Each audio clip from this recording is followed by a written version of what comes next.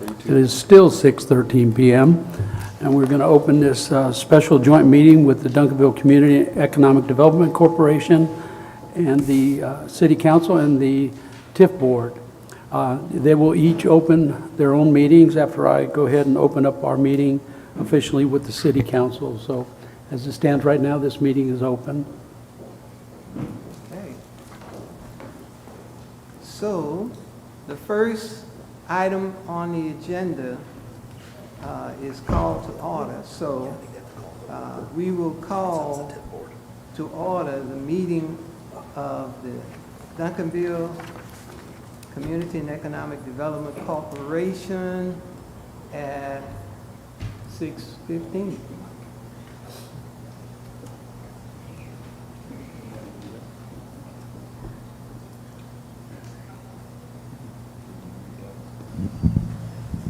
Good evening. We officially call the TIF Board meeting to order as well at 6:14.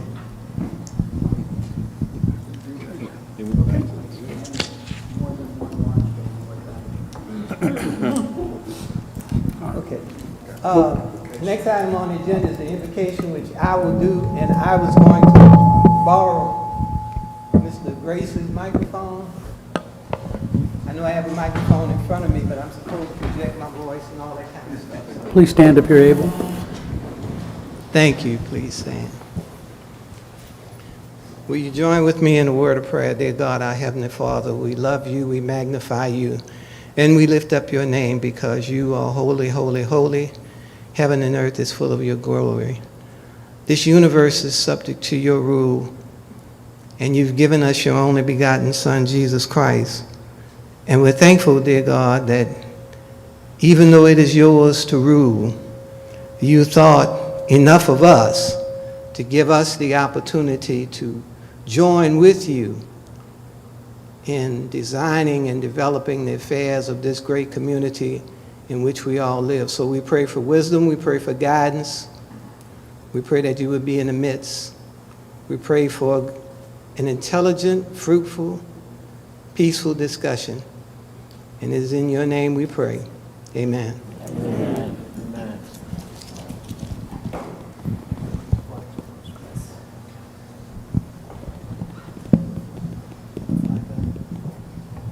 Looking for the flag.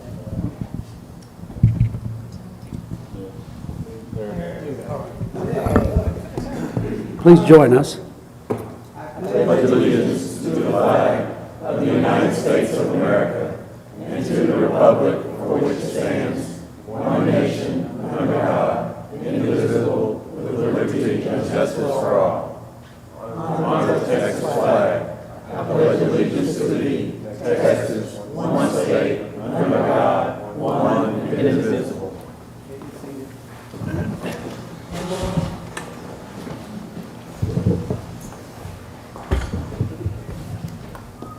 Okay. Next item on the agenda is Citizens Public Forum.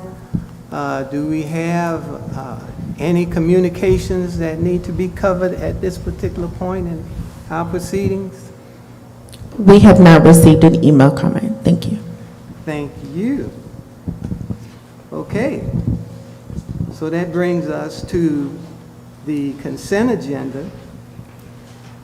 And item number A, consideration and possible action to approve a resolution authorizing the execution of a professional service agreement with Catalyst Commercial to provide economic development advisory services to the city and Duncanville Community and Economic Development Corporation in an amount not to exceed $49,000. And I will call on Mr. Marlin.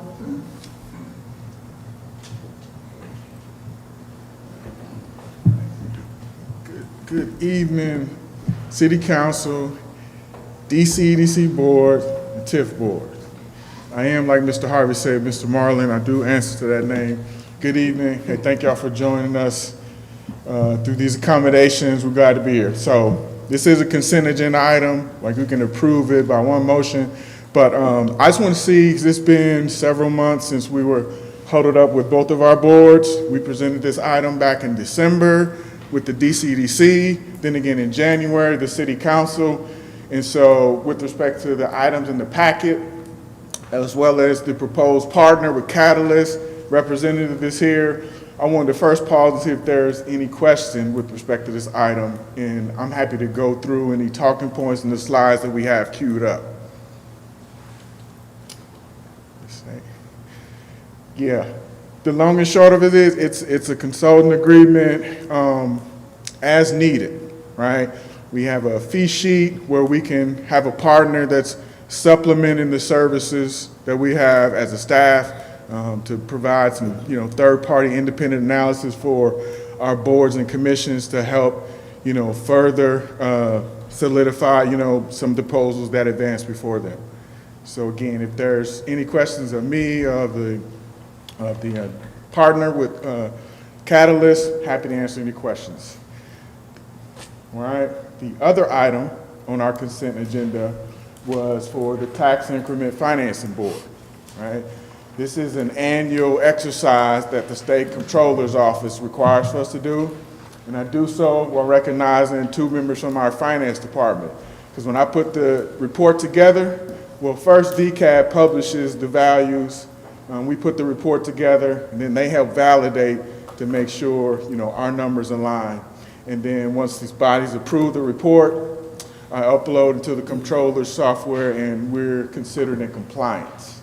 So I brought a physical copy for the TIF board, but the report is also in the packet. All right. So I'll click my way through. If there's any questions? I'm not seeing none, so I'll turn this back over to presiding officer for the next agenda item. Well, we need a motion, so I'll turn it back over to the presiding officer. Thank you, Mr. Goff. And I have a question. In the normal course of business, the EDC board would approve something, and then we would send it to council for them to approve it. So we're together, and that's different. So my question is, how do we want to pursue this? Do we want the EDC to take the action first? There's Mr. Bob Hagan. Yes, what you would need to do is take a motion to approve the consent agenda item A for you, and then the council would approve it. And then I think the TIRS board, or the TIF board, would just authorize to file the TIF document with the comptroller's office, and then the council would consider accepting it. Okay, so does the EDC board have any questions about what was just shared? Okay, so with that being said, the chair will entertain a motion from the EDC. Okay, so moved by Mr. Durham Broughton. Is it? A second. Okay, it's properly moved and seconded. All those in favor, raise your hands. Okay, all those opposed? It passes unanimously. Okay, council, on the same item A, 2A, do I have a motion? Motion to approve. Motion to approve by Councilman McBurnett, Second. seconded by Mayor Pro Tem Gooden. Please vote by show of hand. Don't forget the ones behind you here, Mayor. All right, it passes. Thank you. Okay. So, that being covered, we are at the point of our agenda in which we turn our attention to item 3, which is reports. Mr. President. Excuse me, we missed B. We need the TIRS board to take a motion from it to authorize the filing of the annual report with comptroller's office and submit it to city council. Thank you, Attorney Hagan.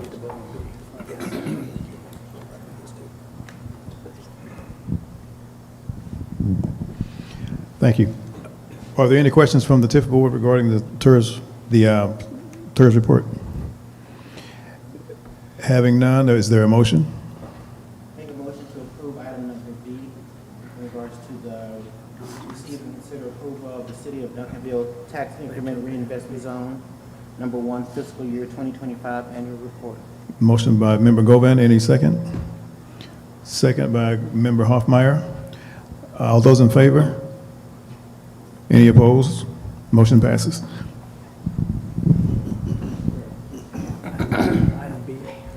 Okay. Okay, I'm going to move on to item B. And council, do I have a motion on item 2B? Motion to approve. Motion to approve by Councilman McBurnett. Second. Second by Mayor Pro Tem Gooden. Please vote by show of hand. Thank you. Motion passes. Okay. Now we're going to move to agenda item 3. Don McBurnett is shaking his head, so okay. Agenda item 3A, briefing and discussion on comprehensive plan, implementation and development considerations. Staff. Okay, thank you, Chairman Harvey. My name is Mark Rauscher. I'm the Assistant City Manager here with the City of Duncanville. And tonight we're really excited to be able to bring this briefing to you all. It's very timely given the fact that the City of Duncanville back in September adopted our current comprehensive plan. It's also timely because we've been talking a lot lately about infrastructure. Those projects that should be included in an upcoming bond program or debt sale as we try to address infrastructure needs in the city. And with us tonight is Kevin Shepard with Verdunity. I actually got to meet Kevin about a year and a half ago. I was part of a city management program through the North Central Texas Council of Governments, and Kevin was one of our speakers.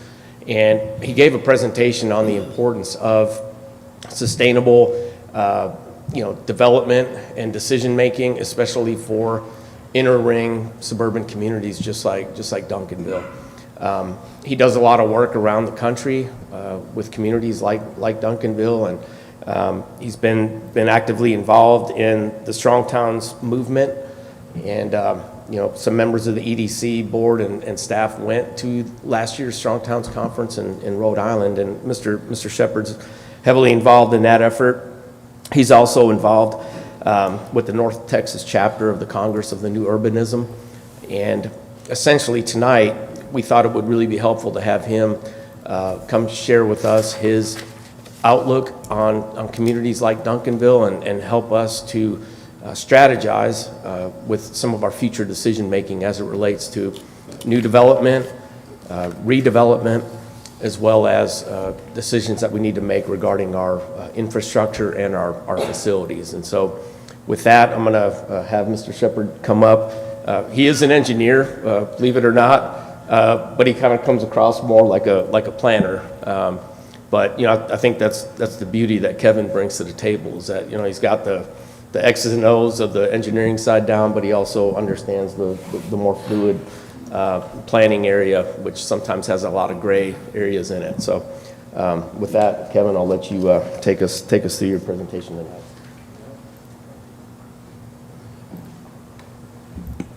Let's see if I can get this up a little bit. Good evening. You guys hear me okay? Yes. Awesome. I recognize some familiar faces. I think I did a workshop for council maybe 3 or 4 years ago, so some familiar faces and then a lot of new ones as well. And thank you for turning your heads kind of around. I didn't want to be talking to your backs of your heads the whole time. So as Mark said, my name's Kevin Shepard. I'm founder and CEO of Verdunity. We are a community consulting firm. We have an office here in CoLab in Wheatland Plaza. We do work primarily in Texas, but the concept of fiscally sustainable and affordable development is something that is pretty important around the country. And so as our work has kind of expanded, I tell a story sometimes. I used to serve as national director for a large architecture engineering firm. And part of my conversation about leaving that role and starting my own company was I was talking with my wife and I was like, I want to get off the road. I want to spend some more time at home, right? Fast forward to 14, 15 years, whatever it's been now, and I'm on the road not quite as much as I used to be, but, so, yeah. What I'm going to talk with you about tonight is really the concept of fiscally sustainable development. How do we align our development pattern in a way that our cities and our residents can afford to sustain over time? So not just building a place that we can afford to serve in the short term, but how do we build places that are lasting and resilient and affordable over the long haul? My kind of foray into this, as Mark mentioned, I'm a civil engineer by degree. In civil engineering school, we are taught growth is good, expansion is good. You want to build newer, you want to build bigger, you want to build faster.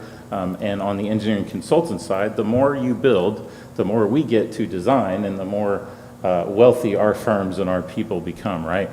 But what happened in 2008, 2009, right around the last big recession, I went from the world of engineering to serving as national director of my former firm of their community planning practice. And you might say, why in the world is an engineer getting into planning? I asked that same question. I was asked to interview for the position, went up, interviewed, and I ended up getting it mainly because I understood how municipalities work, and then I also understood kind of how our firm worked with different disciplines and how they all needed to come together to serve communities.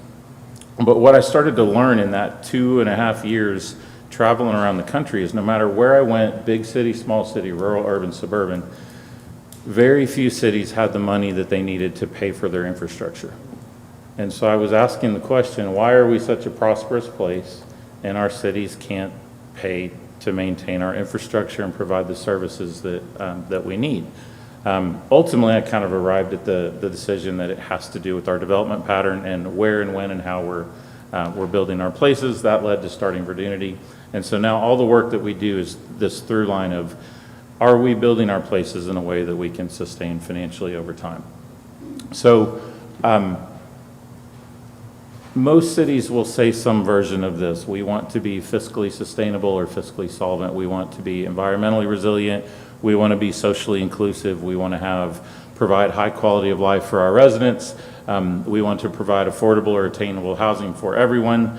And those all sound great, but when you look at the daily decisions that we're making, they don't always align with those outcomes, right? We prioritize short-term wins or short-term revenue or a short-term kind of quality of life bump without thinking what are the long-term fiscal, social, or environmental impacts of that.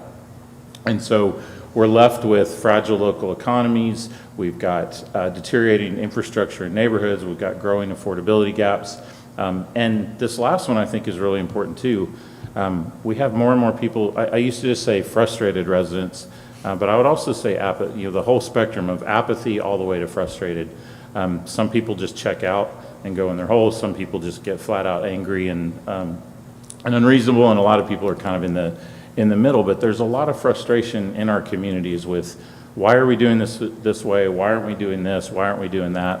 And it puts our local officials and our city leaders in a really tough spot to try to answer to 100 different perspectives in a city that all of our communities are pretty complex places. And so, but then if you look at that bottom part, when you really kind of get inside City Hall and you look at what we're doing, we've got very generic plans, we've got very generic zoning codes and design standards that you start to see all over this country. Everywhere starts to look the same, right? And we've pivoted from, and I'm going to get into this, but where we design places for people and place and kind of the environment for humans, to we've gone all the way to the other extreme of everything is about the car. How do we move cars quickly? How do we design our shopping and our commercial and everything for the cars? And so we've kind of lost that middle of building lasting, lovable places. And if a person or a company does not love the city that they're in, what are they going to do? Move somewhere else, right?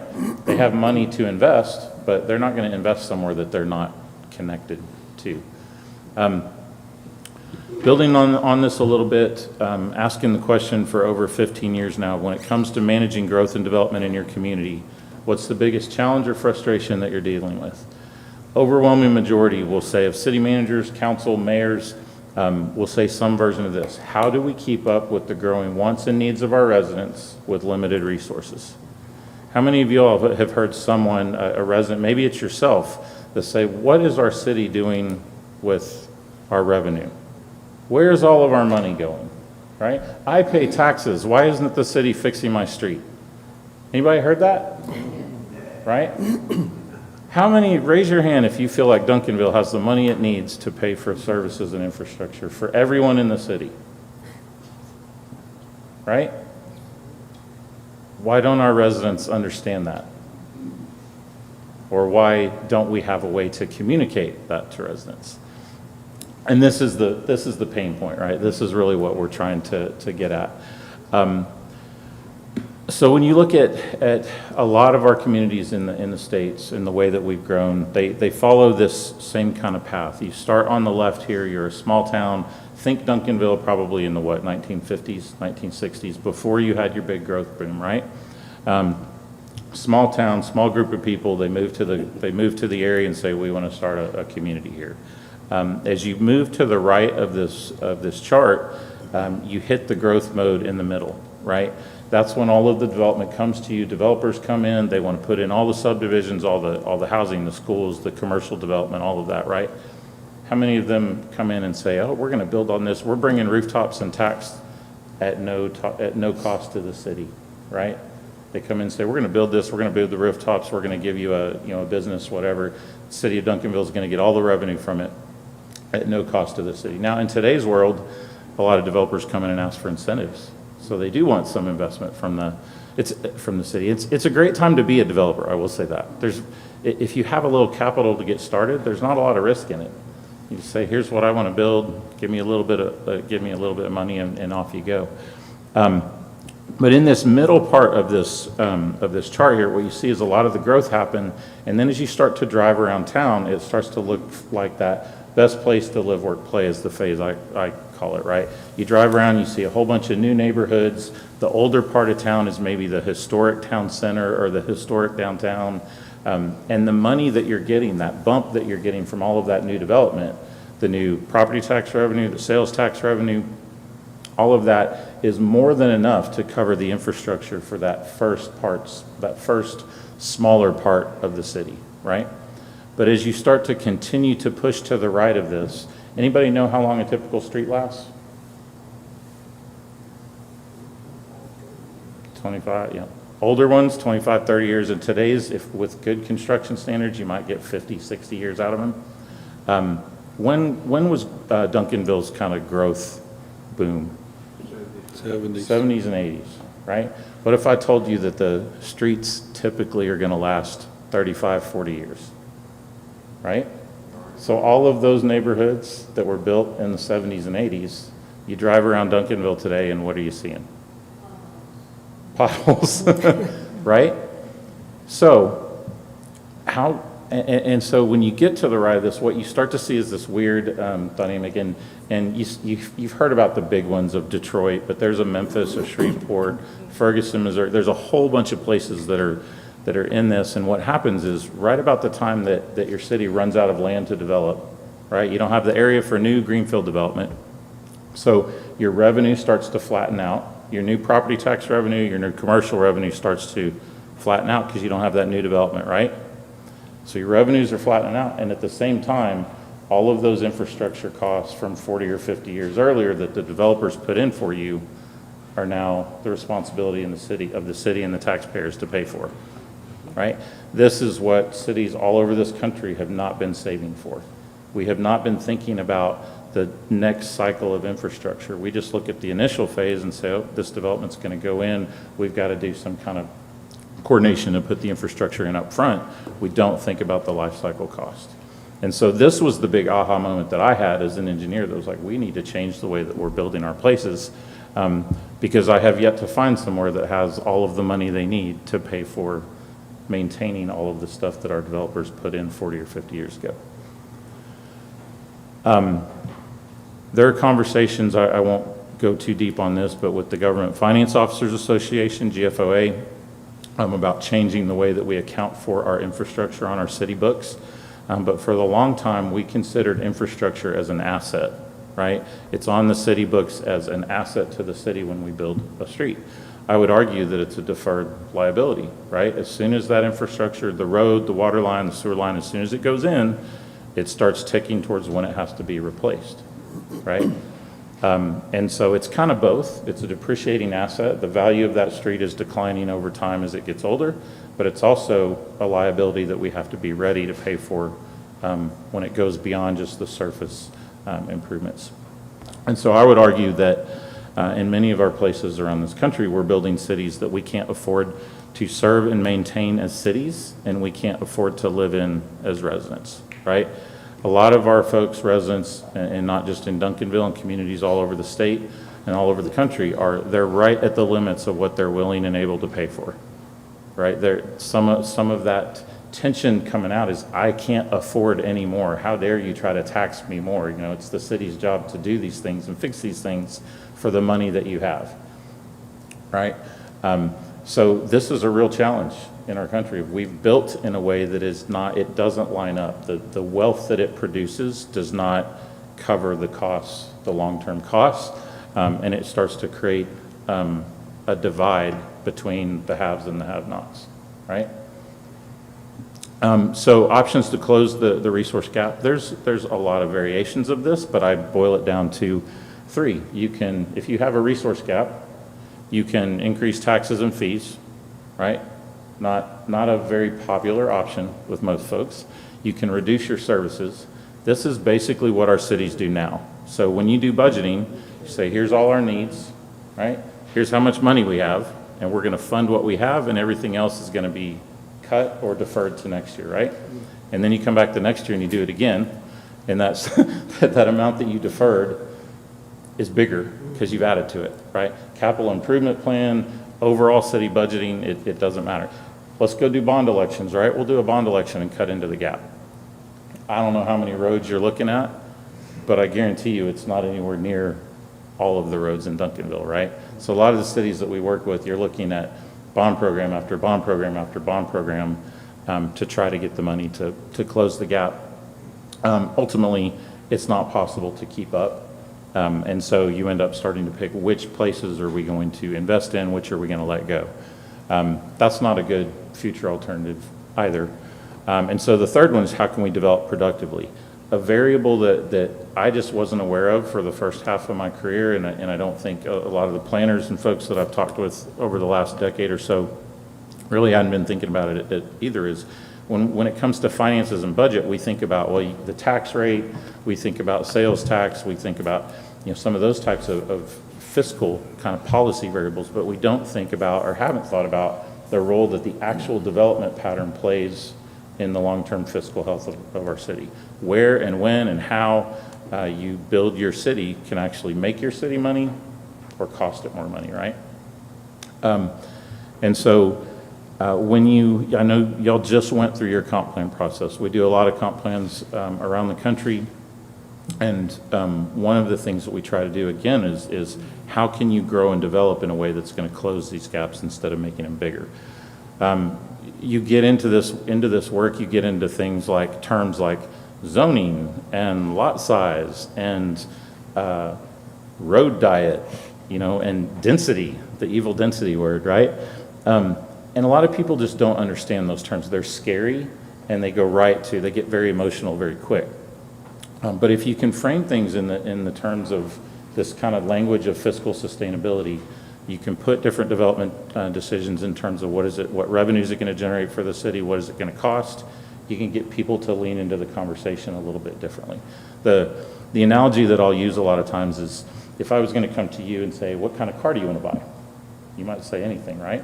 But if I say, okay, you're married, you have 3 kids, you make $100,000 a year, and you live 50 minutes from work, now what kind of car are you going to buy?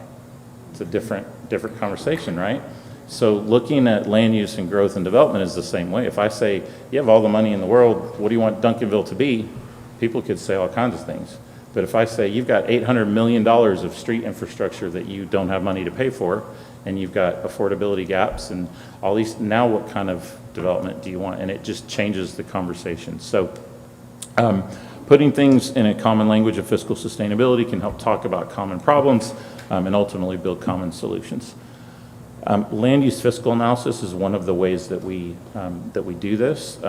It's evolved over the years for us, but it's a really powerful way to help people understand basically the fiscal impacts of different development patterns and decisions. So we look at it in maps. The map on the left is one for Dallas County. We can basically look at the value per acre of different development patterns, or sometimes we'll get into net per acre where you pull costs into this as well. But you can start to see just in terms of property tax value or overall value on a per acre basis what different patterns produce. And then there's kind of the back under the hood zoning and under the hood GIS and database stuff where we can kind of slice and dice the data by lot size or land use or zoning or address or whatever and start to understand it better. We'll always start here and look at the budget, right? We like to look at your budget and how's it broken out between property tax and sales tax. In Texas, there's a conversation right now about just lowering the property tax, right? Anybody inside cities, any city manager folks here will say, property tax in Texas has been the primary source of revenue for the majority of our services, right? There's a lot of conversations down in Austin right now, all over the spectrum about what to do about property taxes to relieve the pressure on homeowners, but there's a gap and a need there for cities need the money, right? And sales tax is not going to make up the whole gap. So just understanding the breakdown there, where your money's coming from, how much of it is predictable versus how much of it is a little more volatile. And then also looking at what's the cost per household, the cost per acre, the revenue per acre, things like that you can really understand some of the different kind of the value from the development on a per acre or per household kind of basis, and then also the cost, most importantly, the cost per household or the cost per capita. This is an example from a project we've modeled Victoria now 3 times, but they're down southwest of Houston. But I will show this one because I think it's the most clear example or illustration of what I'm talking about here, of what Strong Towns calls the suburban experiment, or more of the autocentric, what I'll just say the autocentric expansion that a lot of our cities have gone through. If you look at the map on the right, the core green area, that's the core old part of Victoria that was built pre-automobile, pre-1950, very tight, small lots, gridded streets, very walkable, a lot of mix of uses, right? Then you get to the yellow, orange, and the red, and that's what happened after 1950. And you can see how far outward they grew, right? So as they grew in that outward pattern, they also did it in a lower density pattern, right? So you're taking on a lot of additional infrastructure and services, more roads, more water, more sewer, more police, more fire, more parks, all the stuff, but you're lowering the density, which means you have fewer houses to pay for those costs. Does that make sense?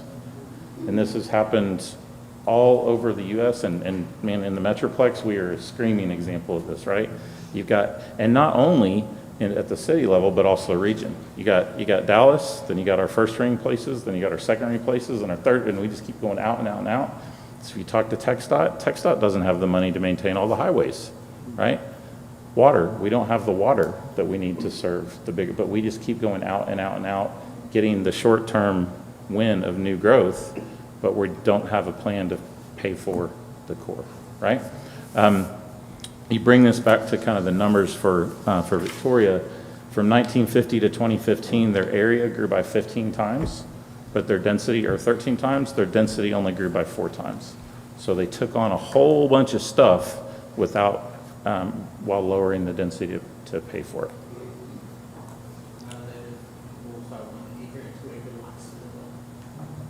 Yep, he said that a lot of people are asking for 1 and 2 acre lots to live on, right?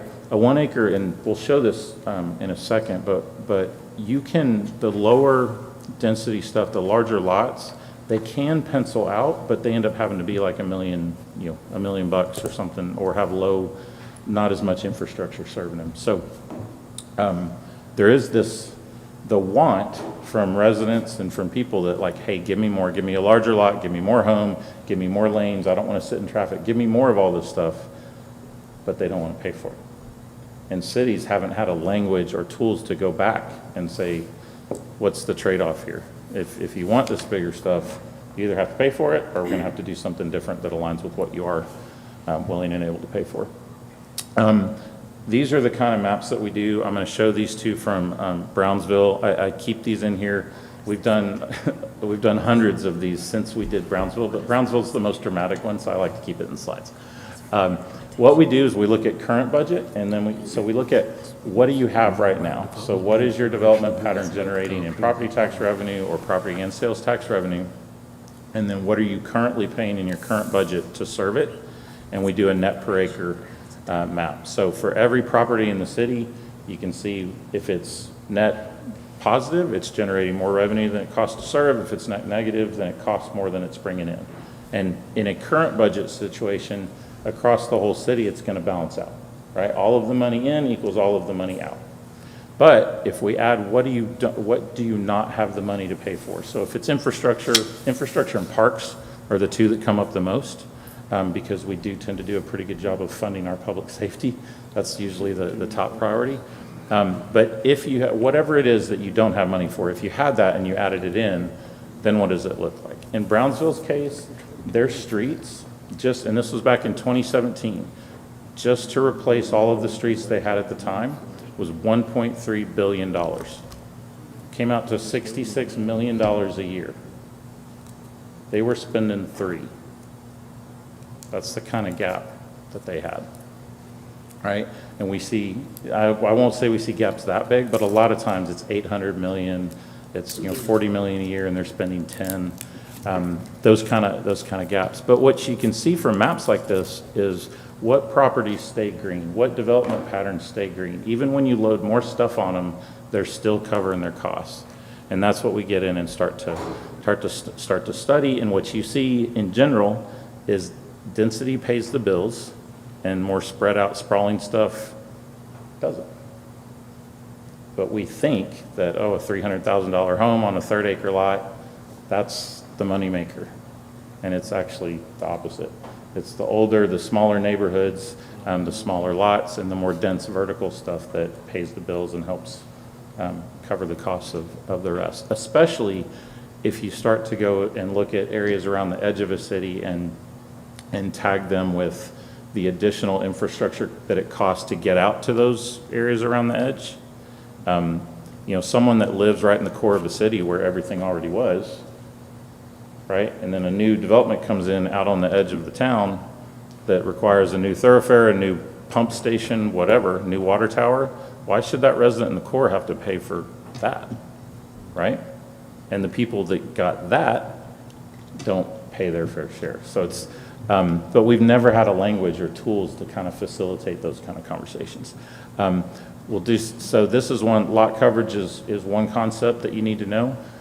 Just simply, the more building you put on the property, the higher value per acre it's going to generate. So if you have more yard, detention, parking, those things take away from the taxable value of the property. Doesn't mean they're a bad thing. You just got to kind of know the trade-offs. The second one is going vertical. This is a lot easier for folks to understand. A 2-story house is worth more than a 1-story house, right? If you're in the downtown, 3, 4, 5 stories is going to generate a lot more, right? And we use stuff like this. It's not about one or the other. It's just like a kind of a personal investment portfolio. If you want a mix of things so that you as a city are generating more revenue so that you can cover the costs to serve everybody. We'll do real case on the ground examples so we can pick different properties. This is a residential example and we show the value per acre. Rural estate on the left, or rural on the left, suburban in the middle, townhomes on the right. Again, the more dense you go, the higher value per acre you tend to get. Commercial, the same thing, suburban pad site, a big box, and a downtown grid, right? Generally, the more people you put in an area, the more tax productivity you're going to get. The more you spread out you get, you're going to lower that a little bit. There are exceptions, Buc-ee's, Costco, we all know them. One of the things that we'll point out in our planning work is if you think about a downtown, the traditional Main Street or traditional downtown grid, there's a lot of those smaller buildings there, right? When one business goes out, a different one can go in, right? The public realm tends to stay the same. If you build the big box stuff and a Walmart leaves, what do you do with that empty Walmart? It's a lot harder, right? And whatever you put in there is probably not going to have the same value as the first time around. This is something that kind of we uncovered a little bit by accident, really through COVID, but and I call it the win-win of small development. But what this shows, this is from Taylor, Texas, outside of Austin. We've done a bunch of these for different places, and the trend almost always stays the same. What you're looking at here across the bottom are the different size residential lots. So the smallest lot is on the left, the biggest lot is on the right. The height of the blue bar is the average home value on that lot. And it's crazy because this was, I think, 2018 when we did this, and you can see in Taylor, Texas, like 130, 140,000 were like their average homes. Their homes in Taylor now are like 300,000 plus, right? Affordability in Texas has gone, well, the values have gone through the roof. Affordability, not so much. But what I want you to see the most here is that blue line that goes down from left to right. That's the value per acre to the city. So those smallest lots tend to be the most affordable for residents, and they have the highest value per acre back to the city. But when you look at zoning codes, most of our zoning codes do not allow those small lots to be built anymore. We have minimum lot sizes, we have minimum home sizes, and the narrative is bigger gets us more value. That's not always true, right? And so, but what kind of came out through the COVID times was, and now with the affordability thing is on the residential side, people of different young demographics and older looking to downsize. They don't want the yard, they don't want as much house to maintain or pay for, whatever the reason. They're looking for smaller opportunities, not necessarily poor quality, but smaller, right? And small does not have to mean poor quality, right? But on the business side during COVID, a lot of companies were downsizing and looking for smaller spaces. And a lot of places, a lot of startup, I mean, you guys have several with Monty Anderson here in town, of smaller restaurants. A lot of startup businesses don't need the bigger space, right? They just need to get started in proof of concept before they go to 10,000 square feet or whatever. So those small ones, those small properties, residential and commercial, are a big win-win for the city tax base and for affordability for residents and commercial. A lot of trends towards walkable mixed-use neighborhoods, right? There's studies from AARP that older folks want places that they can walk around, and younger folks want places they can walk around. This kind of development here is what we've built a lot of in North Texas and around the country, of just a typical suburban single-family, a couple different types of homes, no real commercial mixed in, and what you get is a very kind of generic cost platform of here's your cost range for these homes might be $200,000 to $300,000, whatever it might be. Not a whole lot of open space in here, not a whole lot of commercial in here. And a lot of times when you factor in the lower density and the cost and the infrastructure costs here, they end up net negative, right? If you mix this, if you start to mix uses and especially mix residential types, you can start to get, number one, you get more units, right? Number two, you get a spectrum, a diversification of units. So you might get townhomes with single family, with cottages, with live-work units, so you get a little bit more of a mix. So you have more of an affordability spectrum, and you actually get more open space in a situation like this than if you spread it all out in yards, right? This is the kind of thing that more people, it's just a big shift in what people are looking for in development. As a region, I think we're way short on this kind of stuff, and we're oversupplied with the suburban stuff. That there's still, don't get me wrong, there's still a lot of people that are looking for a typical suburban subdivision, but this is an opportunity that we need a lot more of, and you can build this from scratch. Some of the newer communities out on the edge are doing some of these, but you can also create some of these with incremental infill and starting to evolve and transform some of your existing neighborhoods to allow more of these things to come in, whether it's somebody that has a big lot and they want to put an accessory dwelling unit in the backyard, or somebody that has a one-story and they want to add a story to it. There's a lot of ways to get here, but these tend to have a much broader range from affordability and different types of housing. 2, 3, 4 generations of a family can all live here, right? 1 generation of a family lives there, maybe 2, right? But from the fiscal side, this is much more fiscally productive to the city, and it's more resilient because it's got room for people to move around inside that neighborhood and inside your city. So quickly kind of going through strategies to close the gap. Fiscally informed vision and plan. I was watching kind of the last third of your comp plan process and seeing that kind of come towards the end and getting adopted. There's a lot of really great things in your comp plan. I'm going to point out a couple here in a second, but do you have the resources to implement that plan? That's the question that I want you to be thinking about. But with our approach to plans, we look at that baseline analysis we always start of where are you today? What's your pattern look like? What does it generate for revenue costs? And how much do you have to catch up on? Because everywhere's catching up. Looking at projecting trends. If you keep business as usual, what does that look like? And then looking at the bottom part is, okay, what do your scenarios look like and which one can help you close the gap? A couple of ways to get at that. Land use neighborhood design, place types, looking at different types of neighborhoods that mix uses at different scales. Your comp plan has that in it.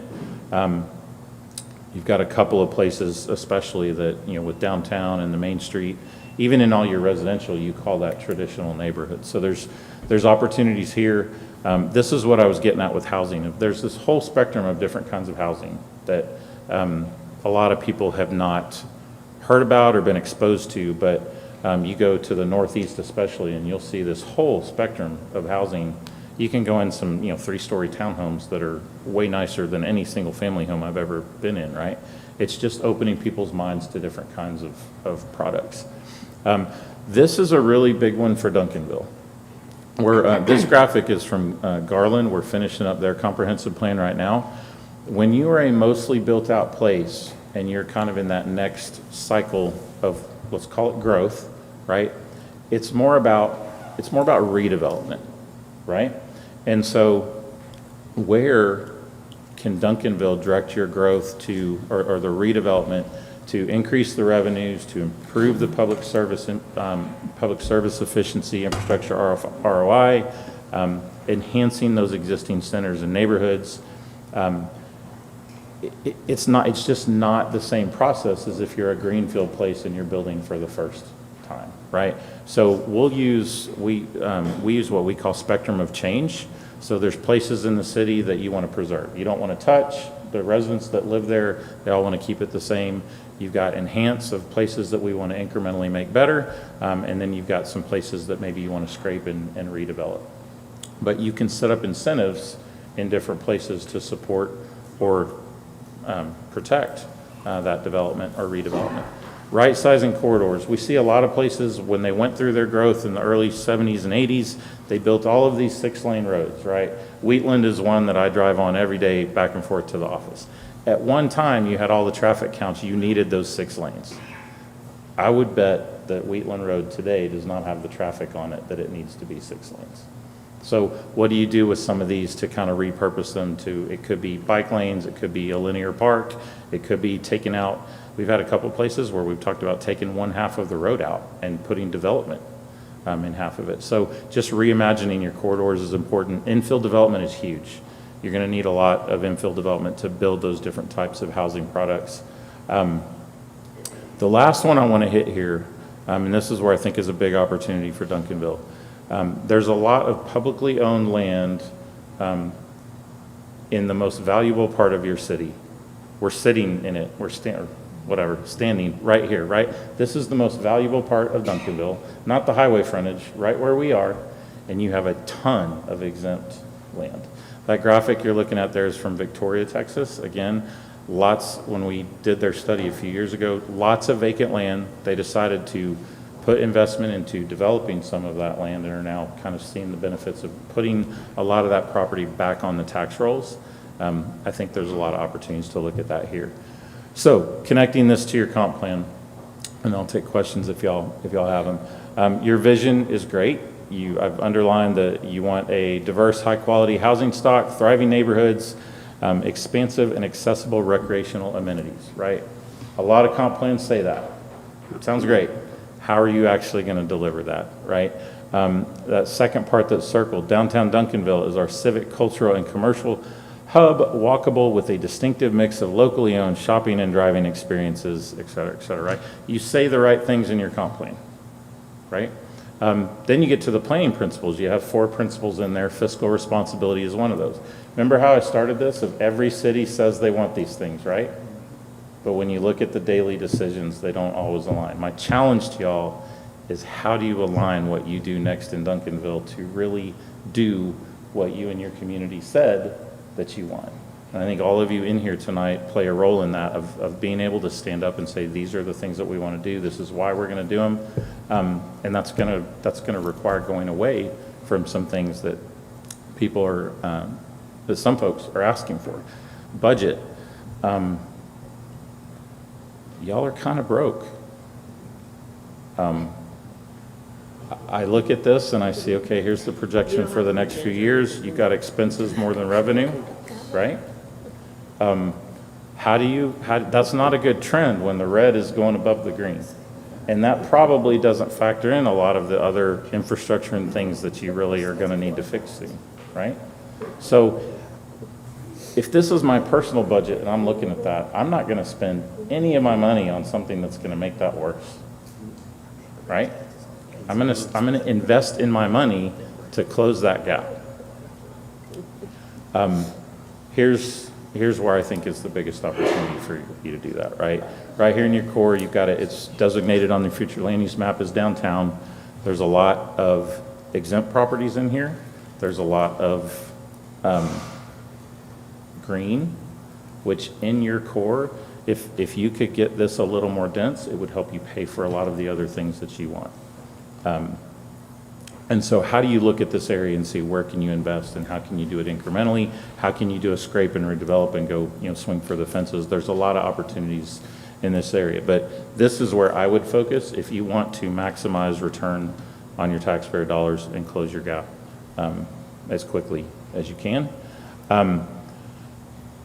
I was working on a different version of this that had some specifics for you all, and I'll just walk you through what they are. The first thing I would say is as I read through the comp plan, as our team was looking at it, is I would really love to do the math on it and just kind of say, do our land use fiscal analysis and say where is Duncanville at, or work with your staff to kind of go through that process. You got to know where you're at right now and what's producing and not. The second thing I was going to say is do an analysis on any project, economic development project, any development project, any capital improvement project. Run the numbers on it and see how that's doing fiscally. Is it closing your gap or making it bigger? You could work with Jason and his team to do that. You can work with our team to do that. There's different tools out there, but every project you're doing should be not just penciling out for itself, but closing the gap on a broader scale for the city. And then the third one is typically after a comp plan, what comes next is your codes, right? We are doing a little bit of site development work with your planning team right now, and there's some things in the codes that conflict with incremental and small development, right? And with your comp plan. So going through that zoning code, doing the diagnostic, understanding what needs to be fixed to number one, implement your comp plan, but number two, prioritize and support some of the infill development that you need. So again, prioritize fiscal sustainability, use that in the middle, focus on that aligned vision plans and policies. Don't be one of those cities that says you want this and then falls right back in the routine of we're going to go build something new that's going to put more debt on the books. One specific one I would challenge y'all to think about, I don't know what the dollars is, but the new police facility that's being talked about, I'm not sure that's the best use of taxpayer dollars, and this is Kevin speaking.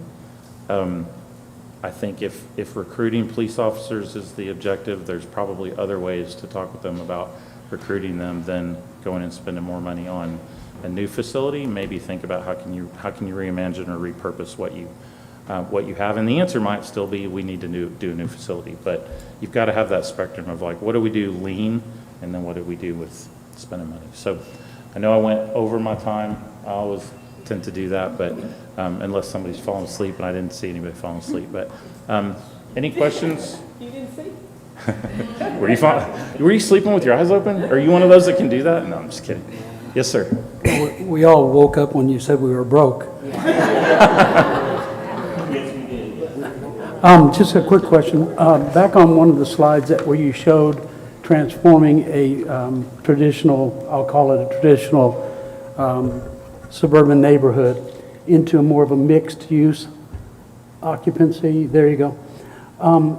Do you have any community? I know this concept, this urbanism concept is how old, would you say? I mean, 30 years. Okay, so it's not new. No. Okay, so do you have examples of cities, let's say in Texas, where this has actually been done to the extent that you could prove that your theory about how this will help us, that it actually works? So there's examples. The retrofitting of them, I think, is next on the plate for North Texas. If you look at, I think one of the very first ones that was done here in North Texas was Hometown in North Richland Hills. Frisco's built a number of these now. This is like the newer thing that more developers are starting to do now. The challenging part here is how do you retrofit somewhere like Duncanville to do some of that? And the examples for that, you got to go up north for. Memphis has some. South Bend, Indiana, I think is doing the best. That's actually where this is from. So this is actually, this neighborhood is I put up there with by for locals, right? These are the people that already live there, adding units to their property or redeveloping their property, and doing it kind of in a way where, it was one lot at a time, and taking a single family subdivision and converting it to more of a neighborhood. It's an incremental thing that has to happen over time. But the first thing you have to do is allow a little more density where right now the zoning probably says don't touch it. And so back to the preserve enhance, I would say which neighborhoods in Duncanville did the majority of the people living there say, keep it exactly the way it is. If we have to pay a little more, we will, whatever. But there's probably some neighborhoods around Duncanville that you could say, hey, if we could do something that would allow us to add some value to our property, but do it in an increment that's not crazy, cost-wise to do. I feel like you probably have some folks that would want to do that. But I'm happy to get some examples together and send that. Okay, well, I appreciate it, and it's been a great presentation. Thank you. Thank you. Any other questions? Yeah. Mr. Shepherd, Fate Texas has a policy that I've looked at. Did you help design that as well? Yeah, too? Fate was one of the first ones. I live over in Rockwall. The Fate folks we've worked with them on and off for a long time. They do most of it internally now. But the very first version, some of the conversations like this with their council and planning commission, I was a big part of those. That one, they've gone through some political ups and downs, but they've kind of stayed the course of explaining kind of why they're doing what they're doing. But yeah, Fate was one that I was involved in early on, and like I said, now they've taken that more internally. And then I haven't looked at their last comp plan, but I know it had some of these same kind of concepts worked through it. I don't know, Jason, did you work on those? Yeah, I've got some questions. I would love Kevin to review it, but Urban 3 worked on one iteration, and they did something internally with Park Urban on their own, and it's a little wonky, so it's probably due for Kevin's peer review, so very soon. So. Was there a reason you were asking specifically about Fate? Well, I think it's something our council should potentially look at in terms of a policy.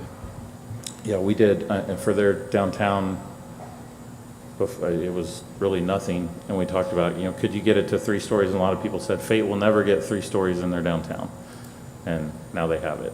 So, and there's opposition about where do I park, but from a value standpoint, they've built something that's now generating more revenue for them.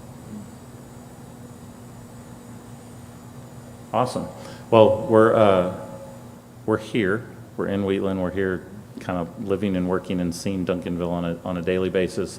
I've told Mark and city manager would love to help answer questions, be a resource. I think there's a lot of potential here, and I think just unlocking the conversation and helping everybody understand what things cost and how you can capture some of that additional revenue without having to bump the tax rate, right? Just doing some different development things, you can generate some more revenue to the city and start to take care of some of those liabilities and maybe provide some more amenities as well. So appreciate y'all's time.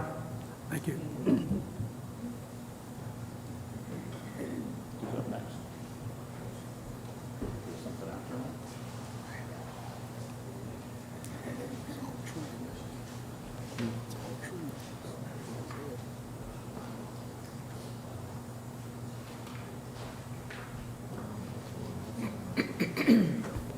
Everybody can stand up and take a stretch. I got the stretch walking up here, so, no, I'm serious. This is an item that is in the packet. I would say we probably started working on the revisions to the bylaws for the DCEDC. I'm gonna say 2024, Mr. Zilka.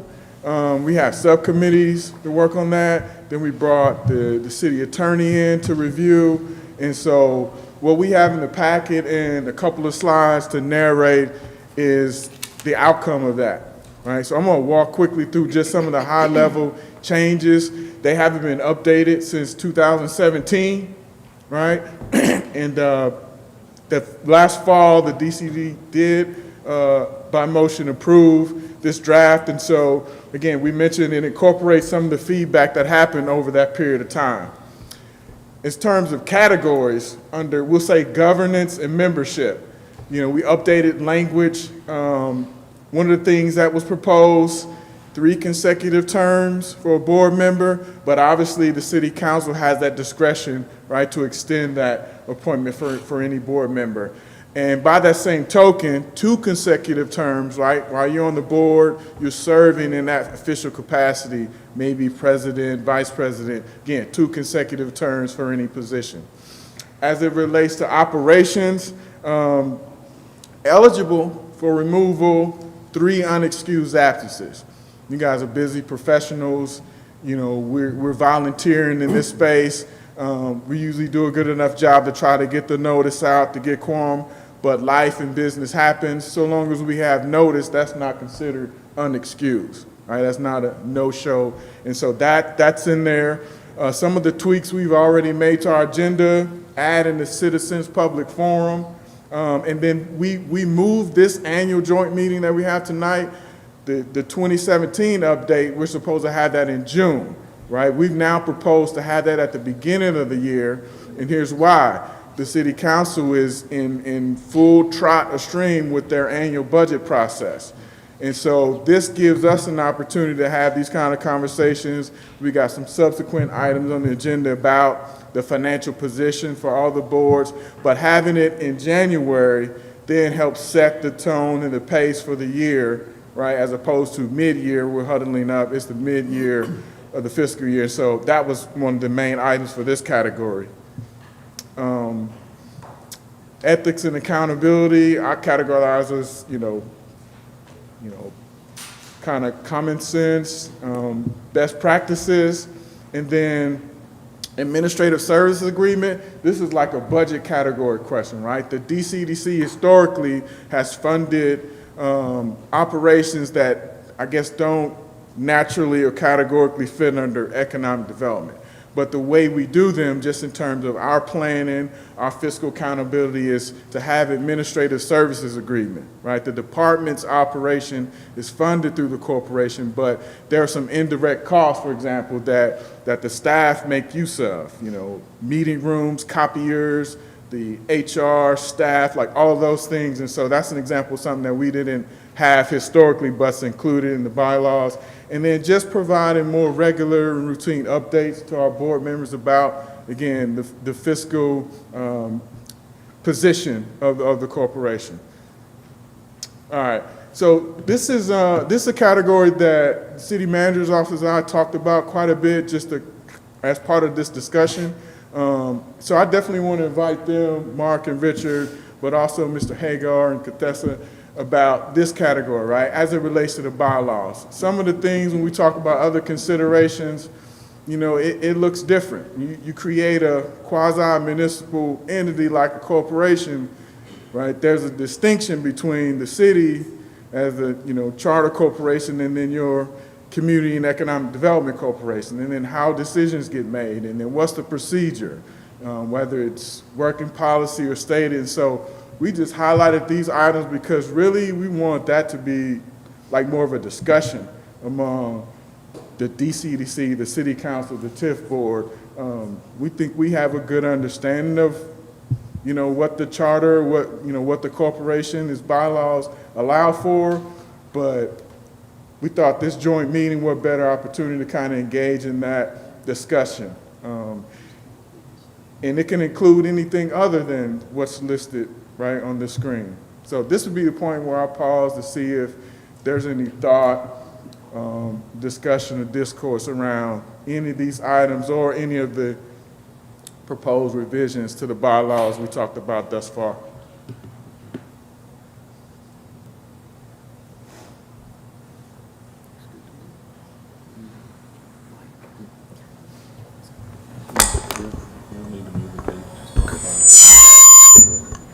Just talk about it. So, I have a big mouth, don't worry about it. So, the blue bullet, disclosure, purchase, and approval of real estate transactions. I would like for us to have more discussion around that. I want to make sure I understand it correctly because I do know that there has been some concern about a particular item that we will be speaking on, some property. I think it's Railroad Flats, item D, that will be coming up later. So it was very vague in how that transaction happened. And I think since the bullet point is up there, that is something worth discussing, how the decisions are made on entering into agreements with property owners, because I know the DCEDC owns the property and you have a right to sell it, of course, to do so to make money for the city. But what all is around? Do you have those discussions in executive session? Then they come out and make a vote? Is that common practice?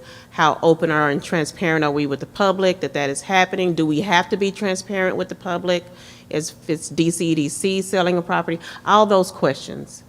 And there's probably some that I hadn't even considered. So if this is the time to discuss that.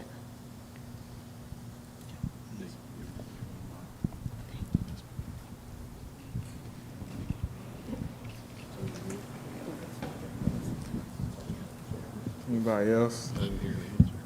So that's exactly how I was hoping someone would kind of respond to that, like say the quiet part out loud. I think, you know, it speaks to best practice. Like if you don't have a stated policy, on one end, there are some items, right, we're trying to negotiate, you know, the acquisition or a proposal or development isn't quite yet ready to be publicly revealed. You want to, at a minimum, have those conversations with your boards, your council in that closed executive session. But what isn't best practice, and city manager, we've talked about this, is therefore there not to be any public discourse. The first time the project is discussed in the open forum, we're also asking to take action on it, right? So it's like, definitely, you know, I can understand the concern or criticism by how, you know, if a project, whether it's the item later in the agenda or anything historically, right, this is probably not best practice to feel like we have to advance or do business like that. But again, there are some transaction decision points that, you know, that's when we want to make use of those. But, you know, if there are incentives, for example, right, you want to have a public hearing. So at a minimum, that's the expectation. I guess I would just say in terms of procedurally, one of the things we've been talking about as a team is the goal of not putting any items for action the first time that it's presented to council and boards. Like we've started tracking these items as first briefings, maybe even first executive session to kind of get that initial reaction. That's kind of how I'd like to do before we start doing the real work. But pretty quickly, it should be at a place where if it's not transaction sensitive, then you can have that public discourse or feedback because, I find then it helps with some of the, we'll just say, information, whether or not a member of the public makes the time to read an agenda packet or watch the meeting or whatnot, there's never a shortage of opinion or visions or how we feel this should happen here or in this way, right? So that's what Mark, Richard, and I have been talking about. We've been talking about as a team. It usually just takes one misstep to recognize the importance of those items. So that would be how I would respond from our department, the staff. I don't know, Mark, if you or anyone else have anything to add, or maybe I didn't clarify. Okay, I think Marlon pretty much hit it on the head. Obviously we want to be transparent in everything we do, to our elected officials, our citizens, and so forth. And we have implemented the two-step process, where we brief items first before action, and I think that'll certainly help. And then as it relates to, funding decisions, when it involves incentives, it goes to the board first and then it goes to the city council. Real estate, it's a little more, iffy, depending upon whose name the property resides in and so forth. But again, we're here today. If we need to look at making changes, we're certainly open to making changes. So, yes, Mayor. Okay. What you just mentioned was we get a briefing before it comes back to us. And I've found time after time that the subject matter is more complicated than that. And so the briefing in itself doesn't do it justice. And I think we need to think more about workshops. I know we spend a lot of time doing our high-paying job on our side, but at the end of the day, some of these issues are so complicated. We have some that are coming down the road pretty quick. I really think the council needs to workshop those things so that we can be better informed, better than a 10 or 12-minute briefing presentation. So that's something that I really want to try to focus on and talk about in ourselves about when we need that, who's willing to put in the time. And I think everybody does. Everybody puts in time. And I'm about to get the hook here. No, man. All right. But I believe we need to do more. I can't remember the last time we had a workshop, but there's some issues coming up that are workshop worthy. Yes, sir. Now, having said that, this is a separate corporation, right? Mike. They own the property, they have the property, they have a statutory authority. That's what the voters authorized us to do. I'm not talking about this specific issue. I'm talking in general. No, I'm just saying overall, how this happens. Okay. And why it happens, and what the public's perception is. So, they do economic development. When this corporation was first formed here, it was for the purpose of recreational development. And so what we did is Field House and Harrington Park. That's where that money came from, is from sales tax. Well, then the legislature said, hey, not only can you do that, you can do economic development. So it's kind of morphed into this, and we've never here had that discussion. Normally what happens with, and I represent a number of 4B corporations where I don't represent the city. So what happens is 4B is approached because they either own the land or they have that sales tax money. They have money, which is the only board that we have here in Duncanville that has money. They get money. And so when they have money, they get approached, and so economic development. So what are you going to do for us? Ms. Shepherd talked about, it's a good time to be a developer because they either get TIF money, or they can get EDC money, and they can get money from the city. All three of them can make economic development decisions. Hopefully, they all make them at the same time with the same group. That's why we have meetings like this. So what happens is if EDC owns the property, they get approached with the deal. We'll buy this property and do these things, assuming we can get the zoning if the zoning's not already in place.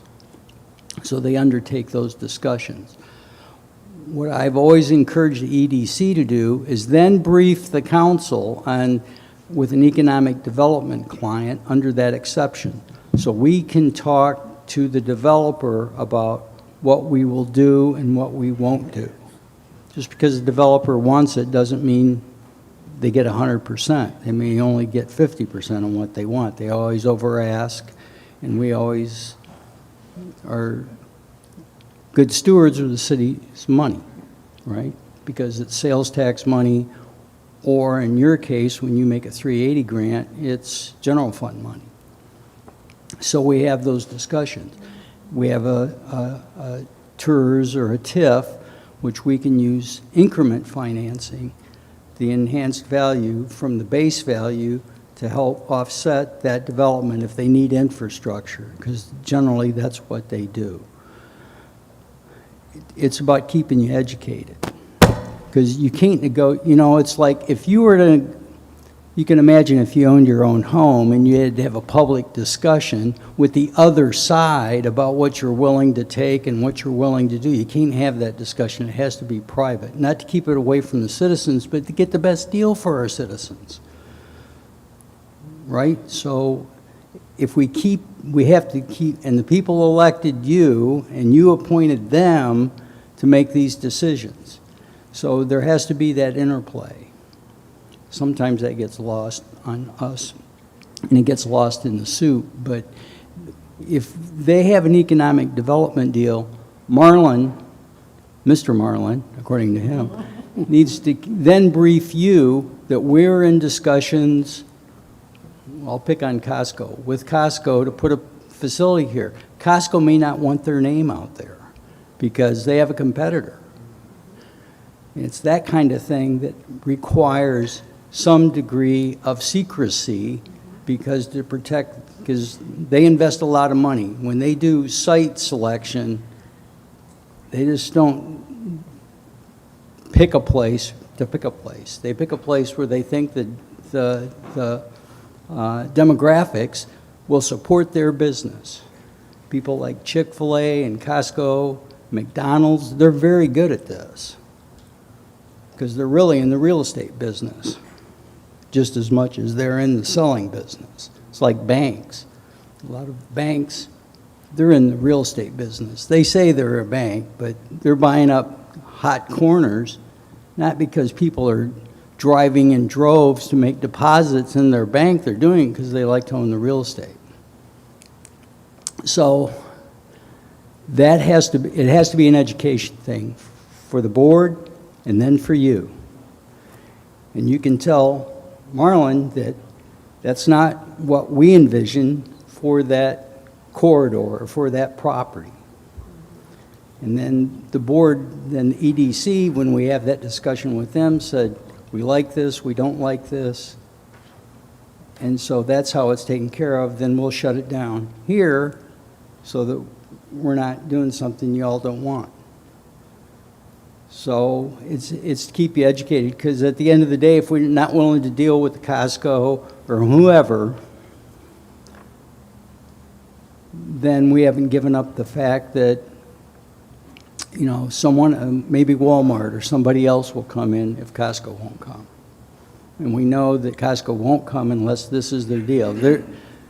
We've dealt with them before. They're difficult to deal with. You can't put any zoning controls on them. This is our product, this is where it needs to go, and if you want us to come, this is what you're going to do, and we did it. But other people, there is negotiation. Do you want Cane's? Do you want Chick-fil-A? Those are competitors. They look at kind of the same kinds of property, where they are, where they're located, what they'll generate for them. They're in business to make money, not to make us look good. So we have to have those discussions with you. Then ultimately, how much do you want to put in the ordinance or in the bylaws that requires them to keep you briefed? I think you always should be briefed whether it's in a bylaw or not. That just makes political sense for the community. So you've got to have that discussion. I like to tell the public everything that we do, but sometimes you can't, because you'll never get anyone to come or at least kick the tires on your car.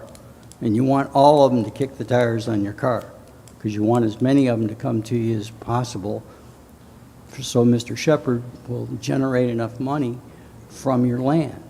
So anyhow, that being said, you need to have this discussion about what you want and when you want it, so that the expectations for the EDC are the same for you.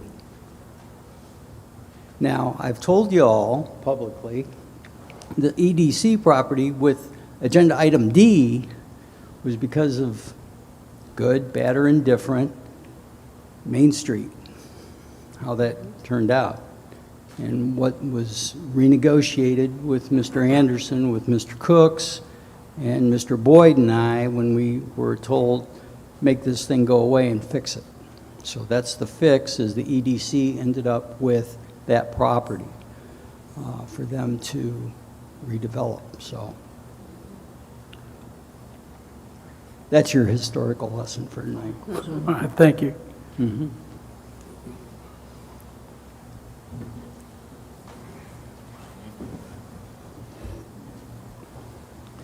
Good evening, everybody. Thank you so much. Let me speak for myself for a moment personally. Those of you who know me know that I am a very ethical and transparent person. I have never had anything to hide, don't have anything to hide, will never have anything to hide. If I can't do it and defend it in front of you, I don't do it. With that being said, I agree with the things that have been shared with us. In a very real sense, at the end of the day, we're under the golden rule. And that rule basically is he who has the gold makes the rules. So I may want to run up and down Main Street talking about the fact that Microsoft is coming. But really, if Bill Gates says, I don't want you to talk about it. I don't want nobody to know. So my response will be, yes, sir. Not until you're ready. With that being said, I think we have the people in place now where our default is to emphasize transparency and openness. I'm not only speaking of myself, but I'm also speaking of Mr. Marlon Goff, because he and I have conversations as well about things. And we agreed that what transpired several weeks ago was a misstep. But we're just human. And so when we do something incorrectly, we reconvene, we discuss, how can we do this better? That's the kind of mindset I have. And so with the working relationship that we have with city management, with Marlon Golf, I think that we can set up mechanisms that will accomplish what you would like to see from us. And what you would like to see from us is personally very important to me. I can't speak on behalf of the board, but I suspect that they feel the same way. So we can get together and work it out, and so let's do it, and we'll move forward and we'll do better. Thank you.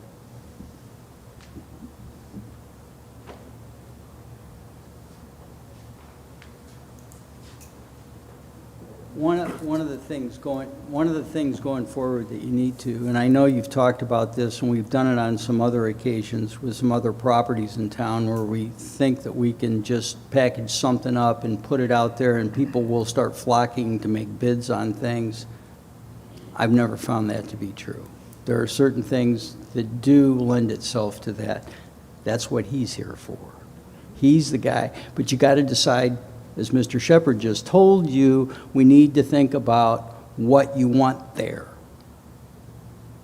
Then once I know what you, from a policy, from a zoning standpoint, and a comp standpoint, want there, then it's up to Mr. Goff to try to go find it for you, and then come back and tell you, there ain't no one interested in that kind of thing there. Now, they're interested in over there. So then you have to make the decisions.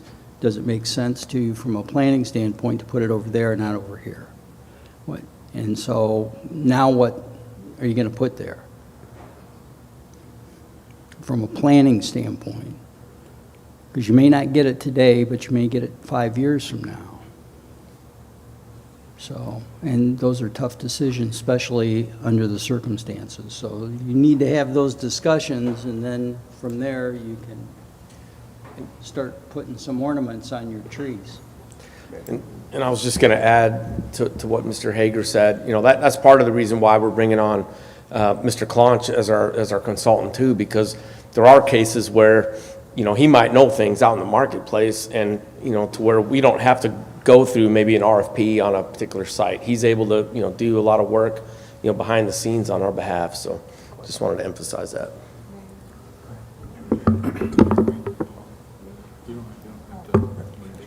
Just along with what the city attorney just said, because earlier, you know, Mayor had mentioned workshops, right?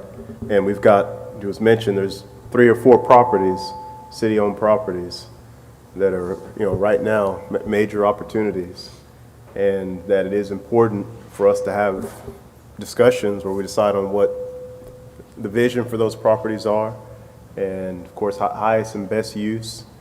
And my understanding with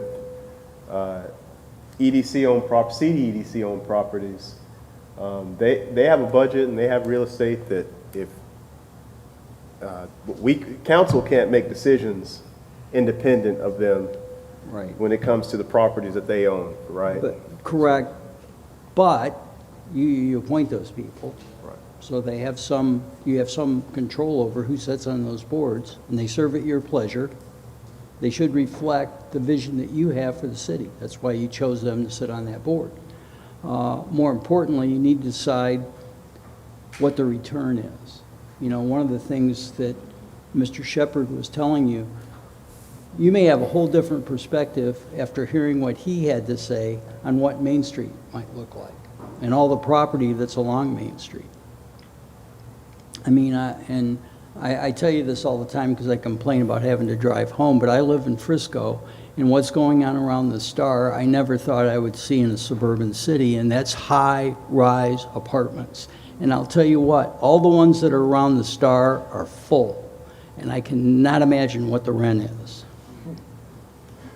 So, And so, you know, and it's not even a first-tier city. It's like a third or fourth-tier city. And so someone at least up there's thought about long-term what their city's going to look like and how they're going to try to make it and keep it sustainable. Because it is, I mean, and I live near there. I can only imagine, and we get all that traffic from Salina and Prosper. There's no way I'd ever live out that far. And it's not that far from where I live. But, you know, someone's at least thinking about the road that has to be rebuilt on Lebanon and the tollway and all those things that surround that area and how you're going to pay for it. Because if they keep doing what they didn't doing when I moved there, they're going to be in the same position y'all are in. So Mayor, I just want to emphasize, as you said, the importance, interim city manager, us having an opportunity to have those workshops and to discuss these properties so we can share with the board what the vision is. And, you know, we appoint them because they're looking at the economics of the situation and looking at, how to bring capital to the city, business retention, attraction, expansion, those kinds of things. But I believe, we've had everything that you said, Councilman Gooden, I couldn't have said it better. The importance of, while they're looking at the economics of it, that we're also looking at the planning component, because there's a planning component.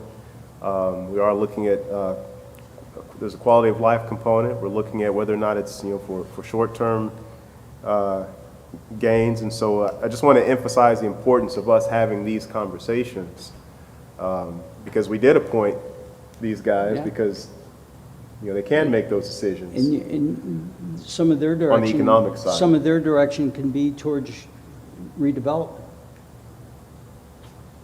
I mean, at the end of the day, I mean, they could, if you want to take a big box and pay to have it leveled, it may be better off not having anything on it.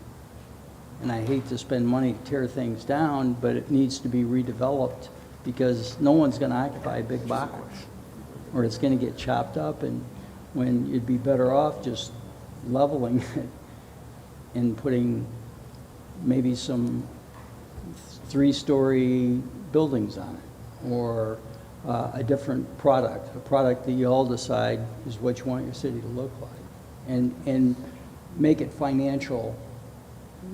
We're not huge, so we only got so much to work with, so you almost have to make what you have, what we used to have, even more productive, because there is no more land. We're landlocked, so. Okay, Mr. Coons has an additional question. Yeah, just to wrap up. So the concern, because I did have, with one of the items we're going to talk about, some of the concerns, same concerns about, not being aware, and this is something that was happening in my district. So, but it's not a trust issue. It's just emphasizing the importance of, the communications. And then I did want to, Mr. Goff, if we could get some expansion or elaboration on the orange point there as far as required solicitation for proposals, because we had received it was a recommendation from the MRB group a year or two ago that had some language like that emphasized the importance of us determining a vision for a property first, right? Determining the highest best use first, and then going out and trying to find proposals for what fits our vision. And with some of the projects we've had recently, I know we didn't go through that process, and so is that still recommended? So here's how I'll answer that question. In my experience, working in economic development for most of my municipal government career, I've had success and used the strategy of both, where we, as a local government or EDC, we get to be what we refer to as patient capital, right? We get to maybe be as patient we want to, whereas in the marketplace, right, what may be an opportunity, a bird in the hand, I want to get this capital on the ground. I think I've read your comprehensive plan. I thought that was the vision, right, for this corridor, this site. And so, hey, here's how I'm proposing to implement the vision that your community says it is in the form of a comprehensive plan. Then there are the cases where we still have that, and I'm still submitting sites, because that's how this works. You submit sites, right? You try to check as many boxes as you can, right? It's a competitive sport development, right? Right? A multinational corporation may say, we're only going to open 30 new stores nationwide, right? Or in North Texas, we're going to open 5, right? Every city's hands in there, but how competitive is your site, right? And then does your site match with my investment and development timeline, right? Because it's starting to line up. And so, again, sometimes it benefits the staff with not having to go through this formal exercise, right? When in some instances we can point to where that's kind of happened, right? But we can leverage where we line up, where we measure up as an economy, as a site to say, we can go after this development. They actually responded to the site submission. Or, it rarely happens, they called or emailed and say, I'm gonna invest in this site, I've done the due diligence, I understand the zoning, I understand the utility capacity. Can we get this done? Can we meet? Can we work on a timeline? Only to have to say, whoa, I need to go through a workshop, a formal solicitation, put it out for proposals, 90, 60 days. Okay, call me back when you're done. Maybe I'm still at the table or not. Right, and I've had that happen. Sometimes, you know, it ends up being whether the deal actually is feasible or whether the developer actually does have the chops, right, the capacity, can get it financed, you know, because again, there's no shortage when I'm driving around the city that I work and live in or just listening. People have ideas and thoughts about what should be where and when and how. But sometimes that doesn't always align with the marketplace. And so that's the balance we're always trying to navigate these competing priorities to allow for that public input, that visioning, right, that plan. But can we implement that and align it to where, wow, we actually won that. They're actually gonna build this product. They're gonna do this deal. So, like I said, I started by saying I've seen both work, but I also have benefited from the flexibility to be able to say, hey, listen, guys, they're real, they're legit. You know, we can use either our internal mechanisms with finance to do the cost analysis, we can use resources and then go through the transparent and public process, but that's why I wanted to put that out there because again, this is the quiet part, the expectations sometimes that they don't get verbalized and then the suspicions. And I'm glad you asked me that question because I wanted to end on that note, but that's how I would answer. Just, that's been my experience. Question or a comment? Thank you, Mayor. I will start by saying thank you for providing the history and the background knowledge. City Attorney, thank you, Marlon, for providing the background information as well. At the time this item, 200 West Center Street, came to council, it was a number of questions that came up because I know that there were a few developers who were interested in this property, and I'm not confident that they were even considered or had a conversation with the then leadership. So, with the current board I'm looking at right now, there's no one that's sitting at this table that I'm not confident in. I'm confident in everyone that's sitting here, believe that you're fully competent to do the job and probably could do it way better than any of us put together. So the trust is there. The trust is with our current leadership of economic development. So I don't believe there are any self-serving agendas.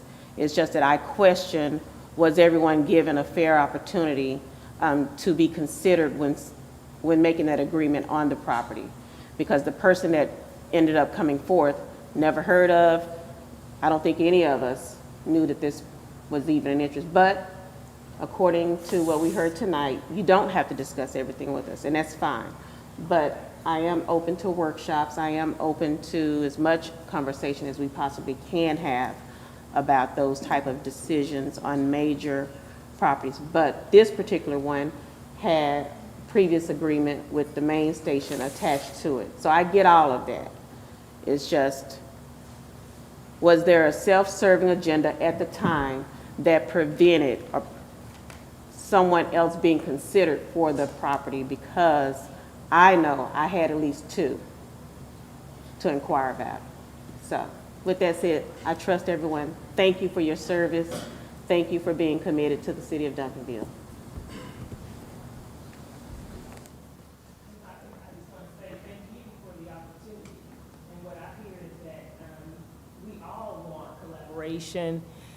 Transparency, and the ability to have open discussions.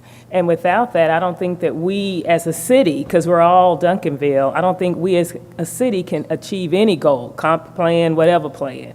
So I think that as much as we can, if we can collaborate, provide information, disclose, I think it's in the best interest of everyone. And so what I'm hearing is that's the ask.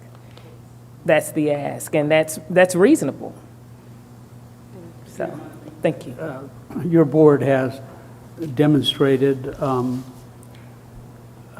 most trust we've had in the board in quite a while. I mean, there was a gap there for a minute. And it wasn't about individuals. It was just we have to know that all of our boards are kind of have proven through decisions that they've made, that they brought to us, that we can sit back and say, okay, well, maybe you can do a 10-minute presentation. We have the faith. But there's been situations where I didn't have that same faith. It didn't have to do with any individual. It didn't have to do with anything. There's a lot of turnover in this city, and so things really weren't very solid. And now we're becoming, thanks to management and thanks to y'all, we're becoming more solid. And so that takes a load off of us. You give us a short version, we're okay. Sometimes I want the long version. And if I'm entitled to that, Mr. Attorney, I'll ask for it. But so, with that, any other questions? Well, one of the things that you can do is, without hamstringing you or the board, is that I think the staff, I think that the manager's office certainly understands, and I know Marlon understands because he and I talk all the time, is that if we're talking to somebody, you all are talking to somebody and visiting with somebody, then the council needs to be briefed. And it can be done in executive session under an exception involving economic development negotiations with the prospect. And that's what all that is. And the reason is because you're going to try to maximize to get as much money for the property as possible or get the best development for the city based on the council's vision for the city through those documents, through the comp plan, through your zoning ordinance, through your economic development policy. So if, the citizens ultimately they elect you. They don't like what we're doing, they elect other people. And I think that the citizens, Mr. Shepherd's statements are sobering for me to hear, and I understand that.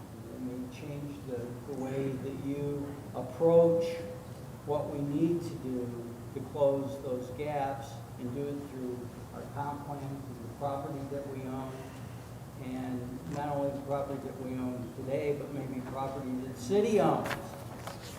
And how we have to redevelop maybe a portion of that for that gap. Those are,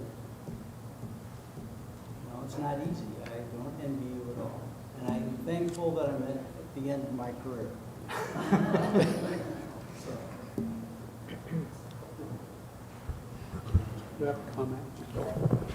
Well, I do thank everybody for their comments, and we appreciate everybody's time tonight. And so really, you all approved the contract with Catalyst tonight, and that's one of the directives that we've been listening to y'all is that we really need to go out there, build those business cases for all those properties and get them marketed and sold so that we can have the highest and best use development in the city that really matches up with the comp plan. So I think what I'm hearing and just want to make sure so staff can move forward is that we really want to see some more joint workshops kind of really focused in on the real estate aspect and some of these other developments here in the future. I just want to make sure that we've got those notes so we can make that happen. So I'm assuming that's the consensus, but.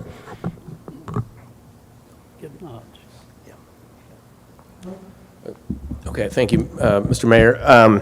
Because of the conversation that we've been having, one thought was, in looking at the agenda tonight, item 3D is the railroad flats item, and I think, a lot of the conversation a minute ago was related to that, and Marlon's got a really good, comprehensive analysis of the history behind how that's all developed and, who the different groups were that were at the table looking at that particular property. So we could go into that item prior to item 3C if the boards and council support that, or leave it as is. But I just wanted to point that out. Okay. Okay. Yeah. Do we need a motion to modify the agenda? Or? Okay. All right. It's on the agenda. Yep. As long as the chair, Mr. Grace, and Mr. Harvey, and the mayor are okay with that. Okay. I'm okay.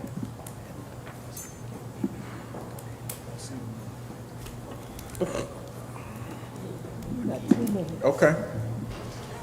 When I put this together, my thought was, you know what, let's reset the conversation, rewind the tape.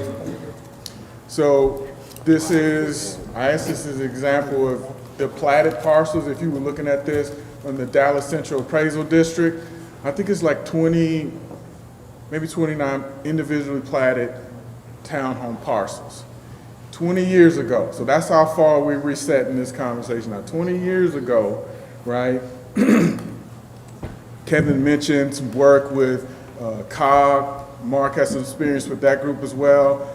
The local developer and those entities with the city of Duncanville was able to leverage $700,000 in public infrastructure to put in and install what we see in that phase, right? The streetscape, the on-street parking, right? The ornamental lighting, right? But it was all based on what we refer to as the Center Street townhomes, right? So even 20 years ago, what I'm seeing as, and I haven't been living in Duncanville or Texas for 20 years, but if I were to look and say, okay, what's the vision or what has been the vision for this site, I like to start at the beginning, and this is where it led me. Right, and so when we talk about the leveraging of the public-private partnership with COG, with the city, to install that public works, that's the footprint in red, right? That was actually done and leveraged because we had a project on the books, right? And so this is the concept plan from 2005, 2006, the Center Street Townhomes, right? I literally stumbled into this file, but I was on the quest to learn as much as I can, just picking up the ball to try to advance or at least have this conversation with this particular project. You know, I hadn't been as intimately at the table with the development of this site prior to this, but nonetheless, so you can see, this was the site plan that was approved, and we'll see here the first phase actually got built in 2010, right? You know, that building's standing today, but then at that point it stopped, right? Mr. Hagar mentioned some of the reasons as to why, right? We had a lawsuit with the developer, and so 20 years, we got the first phase done, and then things have stopped. And they've remained in park or neutral or not really moving, okay? And so since I've been either serving on the board or at least on staff for 10 and a half months, I'm gonna go through quickly some of the proposals that I'm familiar with have at least, you know, predated my tenure with the staff, but also summer and fall of this past year. Okay, first one is the one that we've been talking the most about this evening, right? This entity, Pegaso Construction Corp. Out of California. This was always advanced through the corporation, I have to admit, as more as a real estate transaction, right? Than kind of what some of you guys are describing, just in terms of how it was approached, right? We had appraisal, initial offer, and then an amended purchase officer, right? Because we call for best and final offers.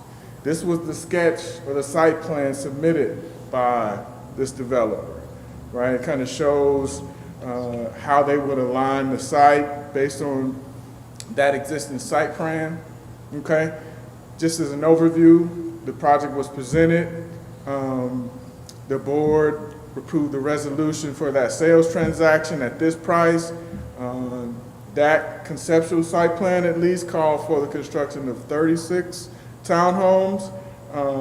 And one of the references to, I guess, this downtown goals or comprehensive plan is, you know, added to the stock of housing options and walkability and the critical mass to support businesses. Okay, this was submitted with their site package as conceptual elevation. But again, these aren't any fully engineered site plans. This is essentially what I was able to discover in that packet. Okay, this is an example of some of the other product this developer does have on the ground in North Texas. Many of you members of the council had a chance to tour some of those sites in Dallas, and you'll recognize a couple of them on the exhibit. They also have a site there on the bottom left, Candlelight. That's actually a street off of Danieldale Road. They've also acquired that site and trying to obtain zoning and permitting with the DRC and our development services staff. So they're already invested in some property here in Duncanville. This is another proposal again. So July 2025. I think when you mentioned that this was a developer who had, what I discovered, submitted a proposal maybe a year or two before, but still wanted an opportunity to respond or at least, put a proposal in front of us and in front of the DCEDC board for consideration. I will say this is an example of, so phased development up to 25 townhomes, market rate product, right? Here's the front and rear elevations that they submitted in their packet. Some more side elevations. Again, the first floor garage, 2-story townhomes. Again, some of the product that I guess you would see maybe uptown, some of the more denser areas of the Metroplex. Floor plan of the 3 stories. And I will say this is a local developer, right? So maybe the same group that we mentioned earlier. He's a longtime Duncanville resident. He put a team together. I met with him a couple of times, and then we presented this item to our DCEDC board, maybe in closed session, but we're in open session now, okay? This was their site plan. First phase, get to 19, and then rounding out 25, and that's how the site was laid out. This was their, again, first swing, first draft, conceptual budget. But then it was at this point where they kept coming back to the numbers and like, I don't think we can make this work, And that's what you'll find a lot of times. It's not a huge site. And by the time you have to account for off-street parking and setbacks and all of those things, they just felt like they couldn't make the spread work. I think at this time, we're dealing with tariffs, right? So you got this unpredictability of raw materials and labor. And so prior to us then coming back before the DCEDC to discuss this, like at a public hearing, they withdrew the proposal. It was like, we appreciate you giving us an opportunity to at least submit, see if we can make it work. So that's what we did. So I mentioned earlier, so the same group, but a different team. So the same principle, right? The local developer, Duncanville. So previous staff, again, this is back 2024. Right, so prior to maybe most of our tenure, I don't even think Marcelo was on staff with us at this time, but this was a more dense, mixed use, think maybe something you might see in, North Dallas where you got multifamily, you got ground floor retail, you're really trying to create this critical mass, literally build a neighborhood, right, on the site. Don't know what became of that proposal, but I came across it in some of our project files as I'm trying to learn everything I could about the site to help with this conversation I knew we were going to have, and that's already started. Some of the key elements of what I found was proposed there. Again, a more dense, traditional mixed use, vertical. All right, so that's really it. Again, this isn't set up as an action item. Is really more discussion about how we got here, the history of this site, maybe for some of the newer boards, city council members who really didn't, know the history of, what hasn't happened or what's happened more recently. But I just wanted to provide that additional project and site information to help add to the conversation that's already started this evening.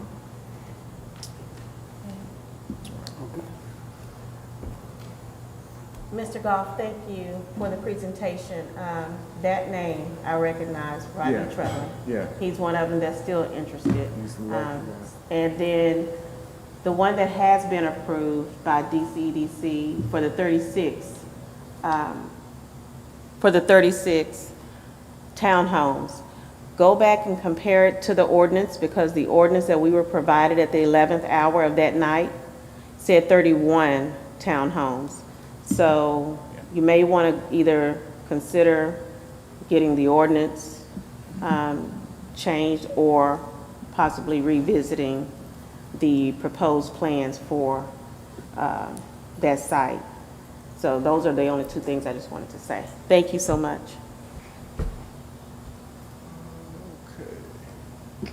Question. The proposals, I guess the 2 or 3 that have been put forth over the last 20 years, were those solicited? Were those a result of economic development staff? Or you probably don't know, it's been, but them going out and soliciting proposals, or did those just show up on our doorstep? So I would say what's represented tonight, I haven't worked on this site or this project, right, inherited. This is what I was able to discover about this particular site, this project. So it's my understanding, I haven't come across any formal solicitation of development proposals or interests, right? What I showed to you was an example of sometimes you'll have the market already responding. They know who owns it. They want to, do you want to do business? I'm right here. Right, so that's just, again, representative of what I've come across. Aside from the 2024 one, the other 2 is kind of what's been advanced over the last 9 to 10 months, my understanding. And just as far as, my point from earlier is, that this is an example of if we have time to be able to put together, because what we were told over the last couple of years was that there has been no interest in this property, and again, by staff and people before you came along. And so, but what we were told was there's just no interest in this property, and basically we should just kind of take whatever we can get. And if it appears that because now all of a sudden there is interest, and there's at least 3 or 4, sounds like, different developers who are, so it would appear that there is some interest, that it would behoove us if we took the time to decide exactly what vision we have, and to go out and actively solicit proposals to fit what we would like to see. And Councilman Gooden, I think she was referring to the deed restrictions on that property. And the slide that you just went by. Which one here? Right before. Well, the slide that said 20 years, right? So we've got 20 years ago, some deed restrictions were put on that property. It might be beneficial for us to go back. I believe conceptually what we want there, right, is the higher density. That hasn't changed. But there are some things in those deed restrictions that 2 decades ago, may be some things that we might want to consider reviewing and changing before we solicit or consider proposals. Thank you. Yeah, typically, we can do that. Typically, whether if you're a buyer or a seller, you want to stop short of closing on the property, right? Even if you get it under contract and there's 2 willing parties to buy and sell based on the terms, you want to stop short of closing on the property until you get questions about plan development, zoning, or even support for a project. Marlon, do you know if we received from the last person that said they had some interest with the mixed-use development, did they ever make an offer? I don't recall them ever making an offer on it. The last person? You had 3? Yeah, so we presented this party, right? This was the initial preliminary budget with all of their site plans. They made $150,000 offer. When we say offer, yeah, not a written offer, but that's what they want. That's what they were proposing. But even here, they couldn't make that work, and which is why they withdrew. Make that work. So Yeah. then we went to the last one where Ms. Gooden said she recognized the name of that person that had interest in the property. So if you look at the staff report, They never made an offer that I'm aware of. no, both parties are the same. So Mr. Rodney Trudling, this is a group he put together. The 2024 proposal, it looks like it was a different group, same principle, right? Different team. But ultimately couldn't make the business case before we even got to evaluate it based on the public ads, right? It stopped short of that because, I don't know, price of lumber, maybe. Call it, couldn't get enough units. It was over, I'm going to say it was over a year ago, and I just referred him back to the Economic Development Director to have discussions with him. Yep. Okay. Okay. Okay. Any more? Just thank you for the transparency. Thank you for sharing what you discovered along the way, because it helped those of us who said that we knew that there were other interested parties. It shows that it was. So just thank you so much, Mr. Goff, for providing this presentation. Well, I'll say this. I know this wasn't an action item, but for staff's benefits, right? There's, again, an action that's been taken by the corporation. Mm-hmm. But then there's also requests for the city council for an economic development incentive tied to that, right? The latter has been on the city council agenda. It's been tabled because we wanted to have this conversation in this setting. So really both for staff direction and as well as development party, right? How would any of you guys advise us to proceed, just taking into account the feedback we've gotten, the conversation you've had among yourselves? I've heard a lot of different things, but they have implications to how we're supposed to proceed, acknowledging the way we got to this point, right? So that's what I would humbly request, maybe share. I don't know. I think Mark probably would agree with that, and Richard as well. Okay. Mr. Kuntz? Well, I was pretty much about to ask the same thing. I'm sure the corporation is aware of the fact that I believe we've tabled this item multiple times. And so, and of course, reasons were given for the tabling. But what, interim city manager, what do you foresee as the next steps as far as this item? So the item, yeah, you are correct. The item is now tabled to the March 3rd agenda. We wanted to make sure this conversation could be had and bring that history and the information forward. I would think next step, unless there's any major objections, is just move forward with that item on March 3rd and have that discussion and make the decision on how to move forward, whether it's approve or denial. But again, we just wanted to make sure that we had this briefing to answer those questions. But I think also talking with the developer, they've been very amenable to waiting and letting us table it. But I think there's going to be a point where we do have to make a decision and move forward, because I think they're waiting on that decision. And so I would recommend just moving it forward to March 3rd and having that final discussion with council on the decision.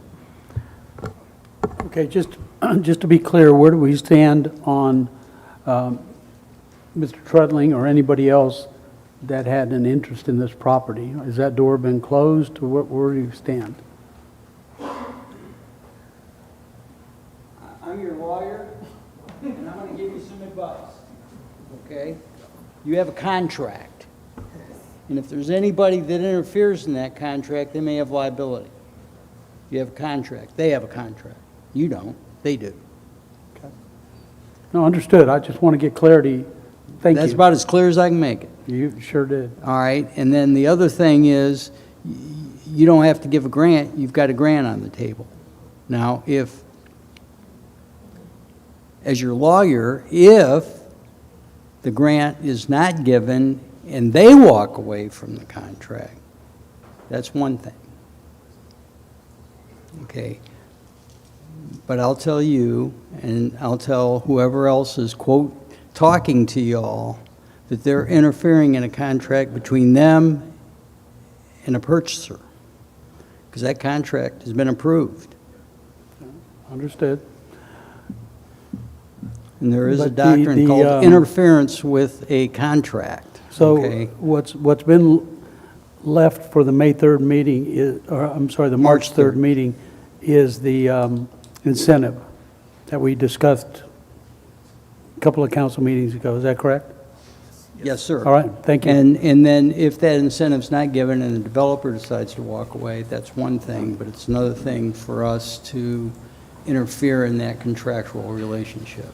And that's up to, I'll leave that up to the developer and his lawyer. All right, understood. Thank you.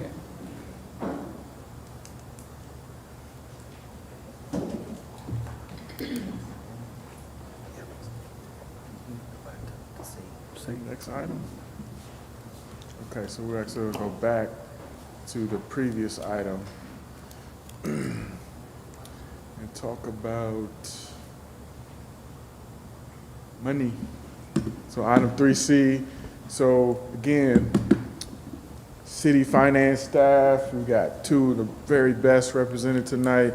We work with them to put together and share with our DCEDC board specifically every month, right? The grants to actuals, sales tax reports, how that's performing, both in a month to month, a year-over-year basis. So what we're looking at is the projections, actuals for fiscal year 2026, estimating the beginning fund balance right there is $6.9 million,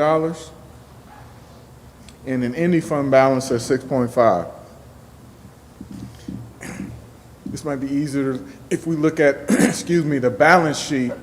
We're projecting $4.2 million, and that including the investment. We're showing the $500,000 CD that's still at Texas Bank. That was part of the Wheatland Plaza financial agreement. So that's available as a liquid asset for us. And then as part of the creation of the TIRs many, many years ago, there was a no-interest loan made to create that entity, and so that's due 2028. That'll be redeemable for $150,000. So this is just a snapshot, right, of the balance and the balance sheet and the revenues for the Community and Economic Development Corporation. So TIF, right? I think everybody's at least dangerously familiar enough with TIF and kind of how it works. But I always find sometimes, though, there's moments of discovery about how it really unfolds. And so this is a graphic to show how, when the district is created, the legal description, the footprint, and the boundaries, right, the base value gets frozen, and the city always collects at a minimum that base amount of revenue based on that value. But then thereafter, right, you start to make improvements and just the natural increase in value over time. That's what's described as an increment. That gets captured, right, and diverted to the TIF fund, right? So in theory, the city has only been collecting, right, the base value of that district, right, at the time it was created. And since then, the TIF district has been collecting that increment, right, and building that fund to how we see shown in the slides to come. Here's just a quick outline of what the TIF district looks like. Primarily, it's straddling Camp Wisdom, and there's some parcels on the north side of I-20 in our northern industrial parks, right? So we talked about, again, what's been happening since the TIF has been created. Over time, this is how that fund balance has been growing. Again, based on either new development and increase in value or just that fundamental increase in value that happens over time. Your property is probably worth more than it was 12 or 15 years ago, and so the TIF fund, as a result, has grown incrementally. We're projecting, again, at the end of the fiscal year, just shy of $1 million. All right? Thoughts or initial reactions or questions to that? Real short, sweet, to the point. Okay, so There may be a logical reason, but when I see fund balance, a healthy fund balance in tiers and a healthy fund balance in DCEDC, it makes me question why. Why aren't we spending it? Why aren't we putting it out into our community? Is it that we don't have the projects available to do so? Or is there, I know we have to keep a 60-day reserve. I got the rule, but well beyond that.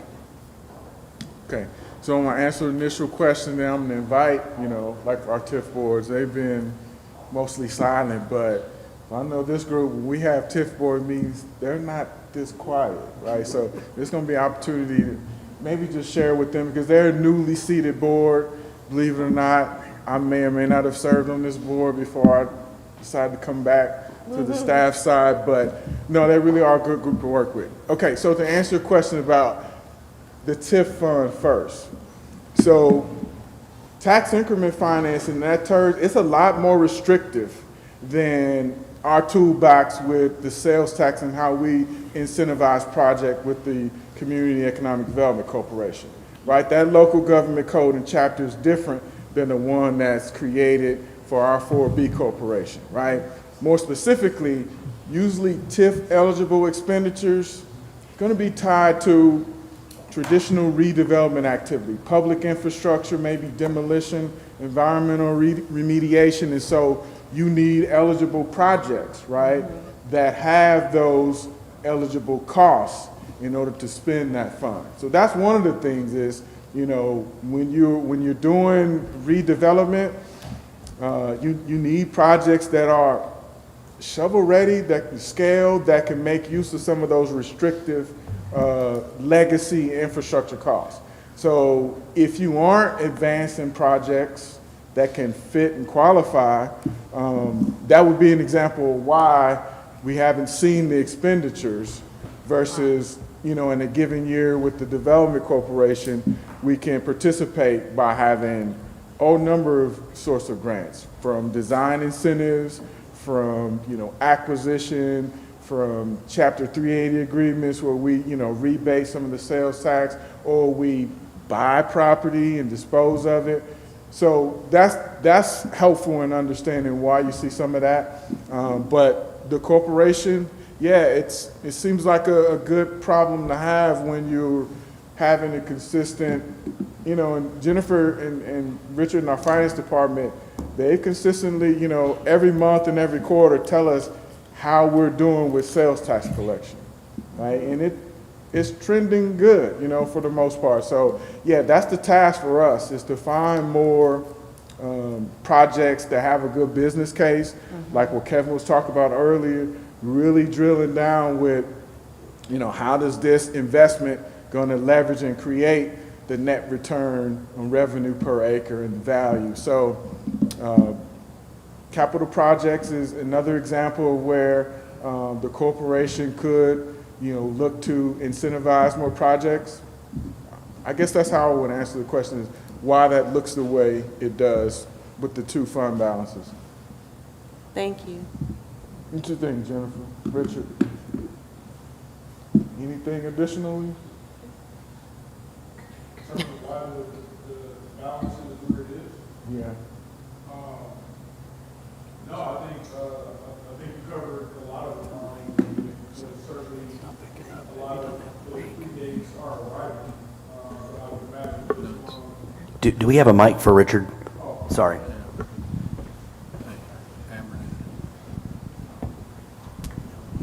I'm sorry.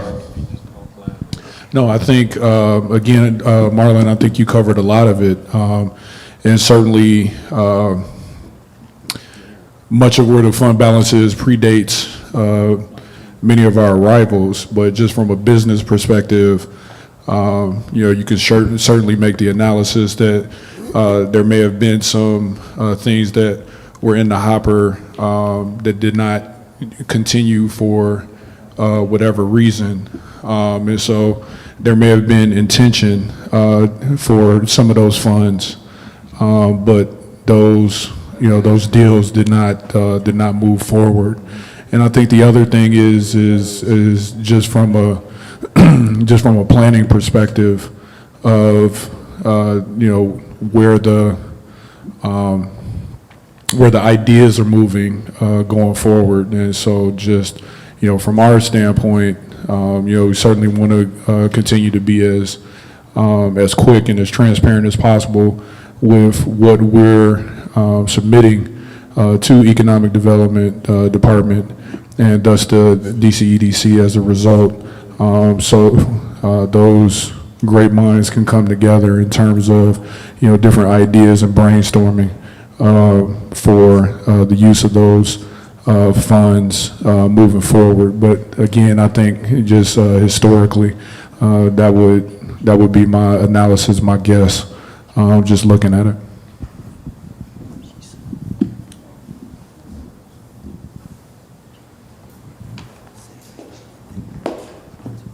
Good evening, everyone.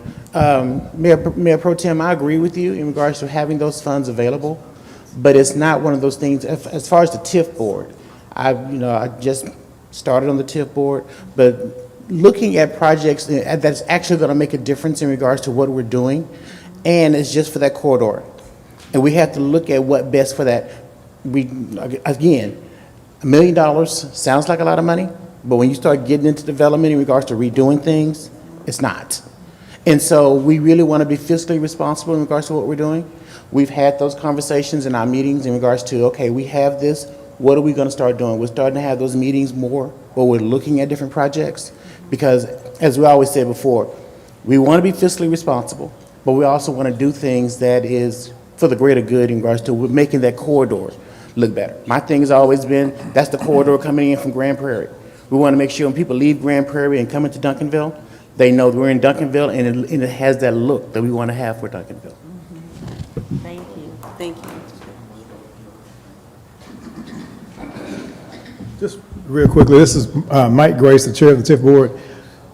I want to speak to a comment Council Goodman made. So one of the challenges has been, as you all are probably aware, is that we hadn't had meetings until recently. And so huge thanks to staff for getting that going and getting the board repopulated and getting us moving forward. With that being said, and the comprehensive plan is done and all these things have happened to kind of bring the things together that you all have spoken about tonight. Many thanks for all of that. So I kind of want to just point out too that one of the things I think will be helpful is if we can take a look at partnering with and be involved with the capital planning process in Duncanville as well as it relates to that corridor. There have been plans in the past and some attempts at collaborating with Dallas County that didn't bring anything to fruition. I think we could hopefully revisit that at some point in the future and see what those concerns were from the county side. I'm aware of what some of them were. I won't go into that here, but I just want to make sure that we point out that we have a populated board. We are now having meetings. There's momentum and interest and desire to work together with the other entities, whether it's code enforcement, capital improvement planning process, public works. I think we're open. Thank you for that. I can definitely see the value in TIF being a part of those CIP project conversations. So, city manager, council, if you would agree, I wouldn't be opposed to that at all. But I don't run operations. That's the city manager. Who may say I count myself? See? Well, You had your other hand. well, it is interesting. We did talk a little bit about, CIP, and, we had that workshop back in December 12th with the city council. And really, if you look at our total, just general needs, not ranked, but it's about $250 million in capital needs. That's streets, that's traffic signals, that's parks, all of our capital needs. And again, not ranked, just kind of, we had that discussion with council. But, and again, as we approach the budget process and we start ranking these projects, there may be opportunities where you could leverage DCEDC funds to address some of these capital needs, whether it's enhancing some of our recreation facilities or parks. And granted, just general thought, obviously that's a much larger discussion and working through it, but there are possibly some opportunities where those funds could be leveraged to address some of those needs and enhance our community facilities and amenities, because that's economic development too. So just wanted to mention that, but again, we're getting into that budget process, and it is a discussion we could workshop or have with you all as we plan that process. Thank you. Anyone else? Okay. Mr. Coons? Thank you, Mayor. I'd like to hear from the TIF board as far as it's been expressed to us on different occasions that it might be beneficial to expand the tourist zone, and yeah, just be interested to hear if y'all had those kind of conversations, and also Mr. Goff, if what would be the implications of expanding the zone as far as. It ain't on the agenda.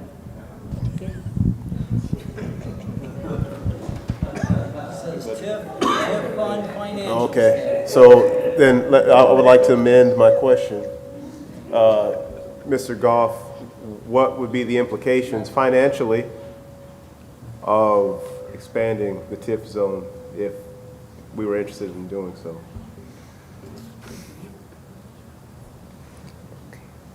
I'm looking at the attorney, I mean, I'll answer it, but. TIF fund financial status. So what's your question? How would it impact the financial status? The current. Okay. I think I'll try to give an economic answer.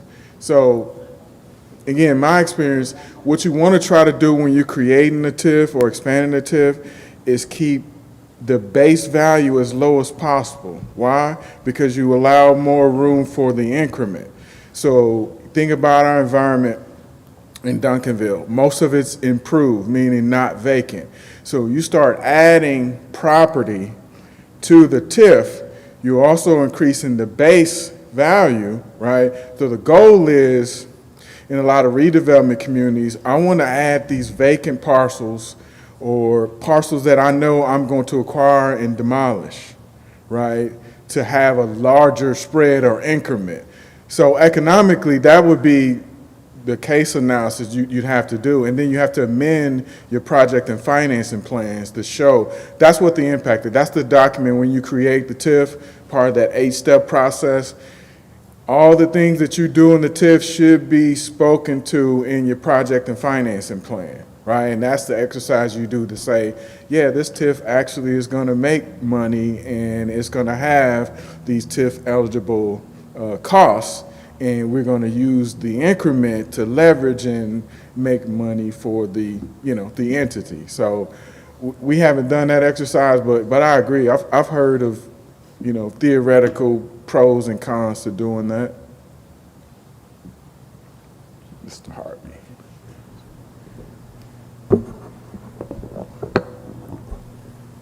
So one point I wanted to bring out, and Richard's still over there? Oh, okay. All right. One thing I wanted to bring out, and if I'm incorrect, then Richard, please correct me. But one of the things about that kind of zone is that the revenues that are generated from that area have to be utilized in that area.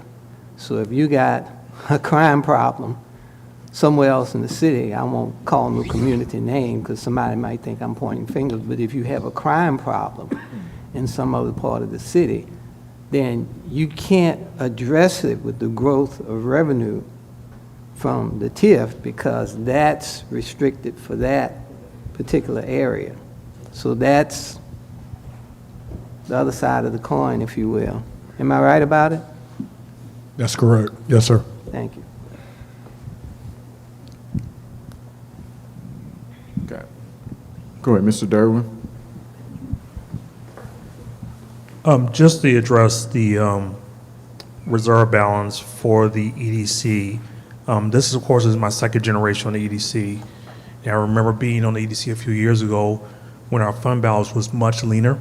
And at that time, we had 2 to 3, 4 incentives that were, I wouldn't say a constant drain, but a constant drain on the EDC to where we are as we are right now with having that fund balance available for the right project. Now, we, of course, are also taking a different philosophy as far as some of our incentives in the past couple of years, as far as them being primarily performance-based. Yeah. And so really abating those taxes over time in lieu of putting money up front. So from a philosophical standpoint, we're taking a different stance, but I think it also puts us in a position to when the right project that needs that initial injection of cash at the beginning of the project to make it reality, we're now in a position to do that, whereas we were not in a position to do that a few years ago. Behind you. As it relates to the TIF, I just wanted to mention that might be a good idea for a workshop to get at some of the things that were mentioned between TIF and council, and then also might we consider extending the due date for the $150,000. That could be part of that workshop as well.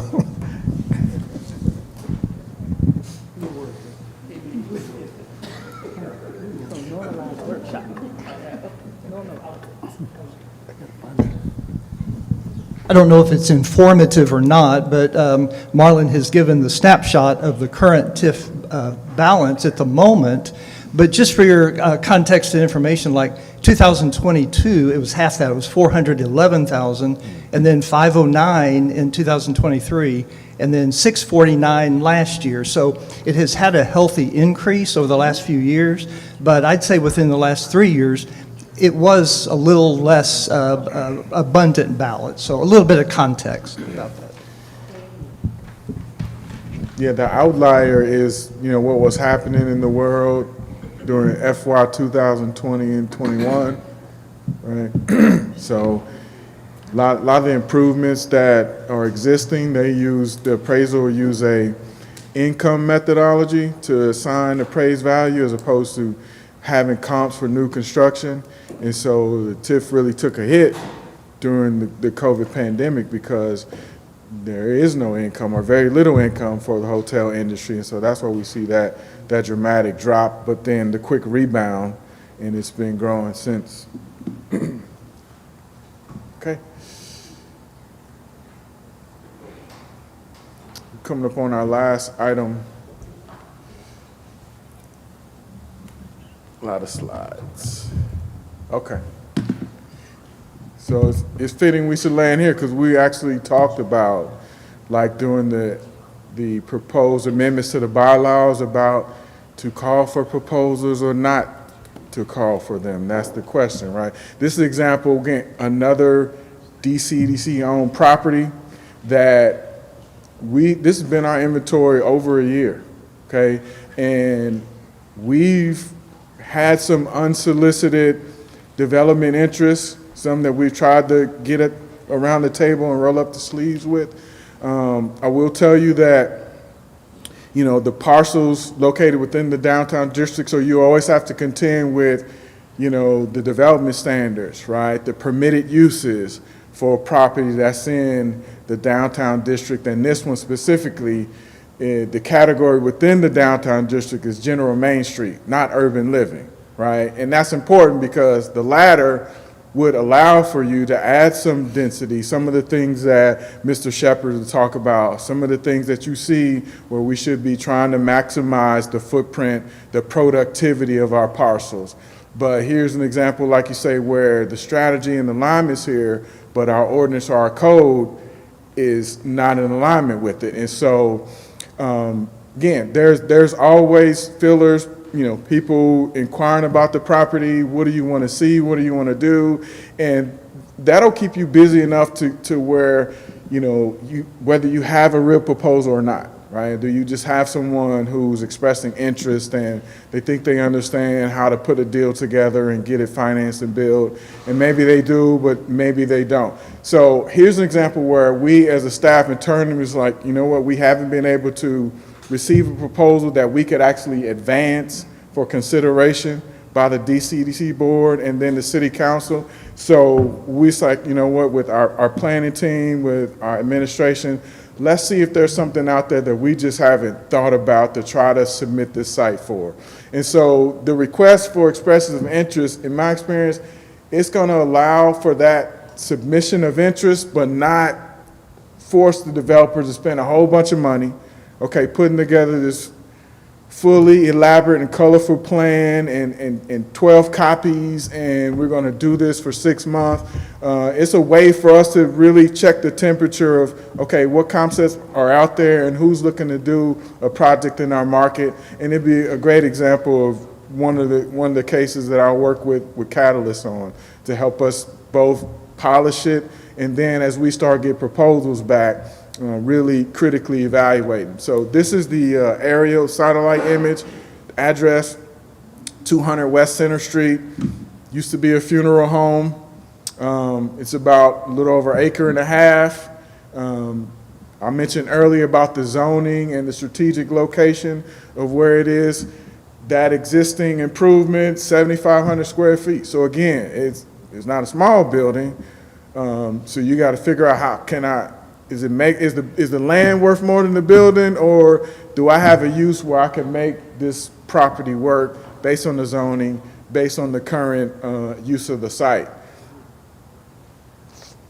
If you're on the ground taking a picture with your camera phone, like maybe I did in this image, this is what it looks like, right? I found this again in an old file. I don't know if this was maybe an early concept. I'm not sure if this is representative of the as-built plans, but nonetheless, I discovered in the file, I wanted to include in the slide to kind of give you a framework of what it looked like in there if you're brave enough to take the tour.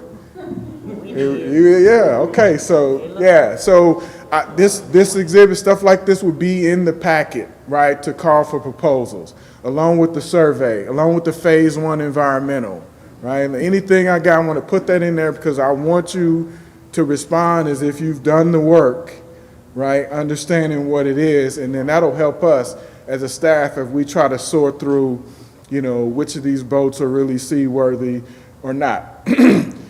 Development goals and visions, I just try to capture what's in the comprehensive plan and put that out there. Say you should be studying that document before you respond, but if I had to try to call attention to something, some of the things to signal to the development community that we want to be looking at, it would be, you know, broken down like this.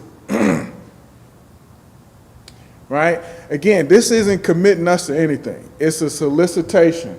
Respond if you're interested, but we're not obligated to do anything. We may, right, consider these things, or we may just continue to land bank the property and workshop it, or, you know, or maybe there's a municipal need for the property. I just don't want us to sit idle on an asset that we've acquired. So we spent some of the fund balance money, but it still isn't back yet benefiting the local economy because the corporation owns it, which means there's no tax bill, there's no jobs, there's no transactions happening. And so this is just signaling to the development community that these are the things we would take into consideration without necessarily committing to saying we want you only just to respond if you're going to adaptive reuse the funeral home, or if you only want to tear down the building and come up with something new, grand, or if you want to do a hybrid approach. Yeah. This is example, one of the pages or sections. Do your best to at least submit a proposal that, you know, speaks to these items or categories. Again, this is a way for us to try to separate fantasy from fact and, you know, be worth our time to spend the time, because it takes a lot of time to work and get these proposals to the agenda for you guys to deliberate and take action on. And again, a draft conceptual timeline, so if we felt good about the feedback tonight, we'll get with our team and maybe be ready to publish this as early as the first week of March. Give it a little bit of time, and then the important time is then it'll be in advance of us going into our budget deliberations, right? So we'll have some information like, okay, this is what we've got back from the solicitation. So again, something that's not going to be too cumbersome or burdensome on either the internal staff or the development community to submit something if there's genuine interest in that site.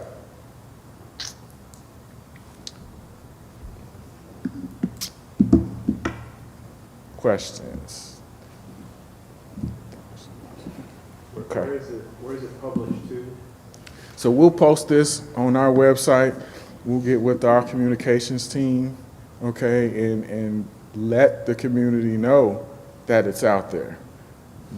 You know, I'm regularly in conversation with a few local developers, so, you know, I told them we're working on this, right? Again, we get calls all the time, you know, prospective, you know, unsolicited interest, so, yeah, we'll host the posting on our landing page, on our website, and then we'll leave that out there, as you see, a couple weeks, as the comments, 'cause I want the questions to be submitted in writing, right? And then we're going to publish the questions and we're going to answer them. Because chances are I might be answering it for a larger group who just, they thought the question, but, you know, they didn't actually bother emailing or calling.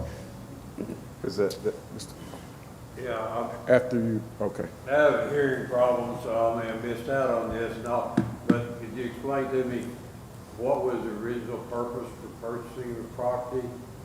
And was there a plan at that point in time? Yeah. So here's how I would describe my recollection at the time, sitting in one of these chairs. We had approved an incentive, right, for the adjacent property to redevelop the old rail station. Shortly thereafter, this property is on the market, okay?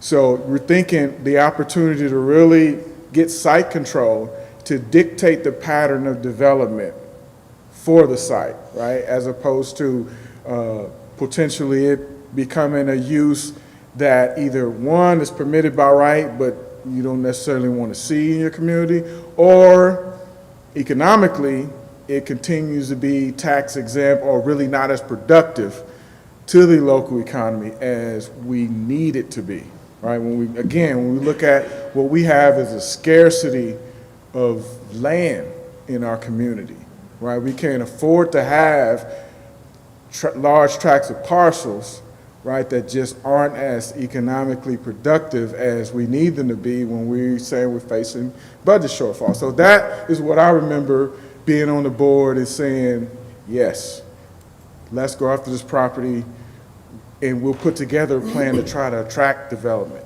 I don't know that, excuse me, it was acquired with a fully developed plan or vision.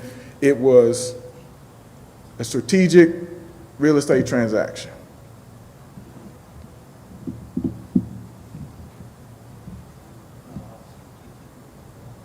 Mayor, what it might be appropriate is to have the EDC decide whether they want to go out for bids or not, and then do a briefing with you all on whatever their decision is at the next council meeting after they've had a chance to chew on this. Because they own the land. But we want your input, so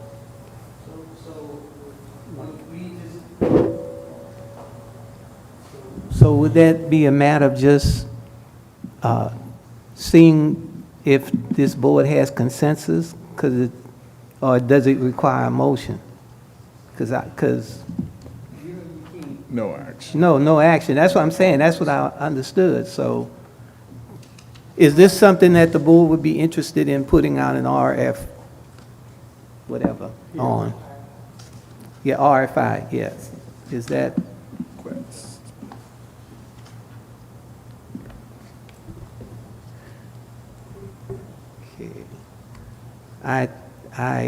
It appears to me that we have interest. Mr. Broughton. One behind me? Okay, all right. Mr. Chair? Yes. What I would say about this type of solicitation is, in the marketplace, I haven't seen a huge response to this, especially with exposure. So if this body would like to just use this as proof of concept to test that, to see if this is something viable as far as a methodology for getting garnishing interest in a project, we can do that, but also just understand the staff time, the investment in putting this out there and trying to solicit proposals. I'm not sure if it's going to bear what we expect it to bear, but just to prove, as far as just to test the concept, we can do that. I would also look at, if we decide to move forward, look at the timeline because even 3 weeks to gain traction on something like that, to have questions come in is pretty narrow. And then the overall timeline may need to be looked at as far as being expanded if this is something we move forward with. Okay. But I don't really have an appetite for it, but I'm receptive to trying it if this body believes this is something that we should explore as far as a potential procurement methodology for gaining interest in potential projects. So for help, I'd asked Jason with Catalyst to come over because he and I talked about this before. We hadn't talked about it because we wanted to make sure we got our agreement endorsed for this body before I started formally working with him. But again, this would be an example of something where I'd rely upon, his position in the marketplace to kind of help guide. And this is exactly why I had this on the briefing, because I want to get feedback on the timeline, on the thesis. Do we want to treat this more as we would? And we see a lot of times with RFPs and those more formal proposals that could span easily 6 months. Or, we want to really see to check the temperature and say, what really is the market based on our reach? And so, Jason, what do you think? It was an informal question, so I'll give you an informal response, right? So, no, I want to just say I appreciate the discussion. When communities get together with their different boards like this, these are very healthy conversations just to be on the same page. As it relates to the doing an RFP or RFEI or not, I think it depends. Normally in this process, we would want to understand what's the market capacity, and I don't have that today. We will. I don't know the condition of the facility. It looks complicated to redevelop or not redevelop. I don't know if it's worth the money to do a facilities assessment or not, but they may rule out the opportunities for revitalization and maybe clue in probably redevelopment. The challenge with going public with a process like this, and we do it all different ways, and there's reasons to go with a formal process or informal process, is that you may miss out on some of the institutional players that just won't put the effort into something that is this competitive. And so you'll rule people out. On the other hand, if you do an RFEI and you're going to do a distribution list, it might be worthy to get on one of the distribution channels that can give this a little bit more exposure beyond just what might be on your website and what you might be able to canvas up. Certainly in this period of time, because you're going to have to make a lot of phone calls to qualified parties, and then the question is who are you calling and what are you expecting of them, because it's such a broad brush today, that having more refined approach of something that meets the zoning, sort of meets council's criteria, checks off all the boxes for EDC. There may be a little bit of a homework to clarify that before you go to market. If you know what you want, and you know enough people that do that, I think you can generate a response. But to shotgun it out without having those details in front, you may not get what you want when you go through the process. And then you're right, it does take a lot of resources to go through the role. So hopefully I didn't confuse you, but I'd probably want to know a little bit more about this before it got released. But I'm not opposed to doing something that's sort of a little bit more closed vest to the right people, because you may get better responses. Otherwise, I might go out and shotgun it to a broader list to just see what happens as wide of a net as possible. So we know the building's in relatively bad shape. Yeah. But given its previous use, how much does that play against people's feelings about wanting to occupy that building? Yeah, that I can't answer. So I don't know. What would be your feeling? I would say from an investor standpoint, if it has good bones, and I feel like it could make it productive, that I could probably overcome the history if it's a good business plan. Okay, thank you.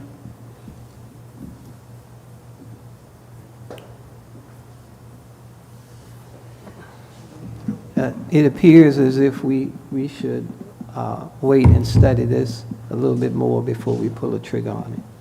And then what we can do is, once you've got the input from your expert, and your ED director, then you make a decision, we'll report to the council. You'll hold your water until they've been briefed and see if what their input is, and we'll get that back to you as well.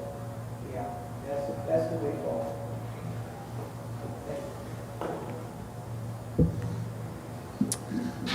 Well, I sped ahead because I didn't see any slides for any of these items. So, I'll turn this back over to presiding chair and officers.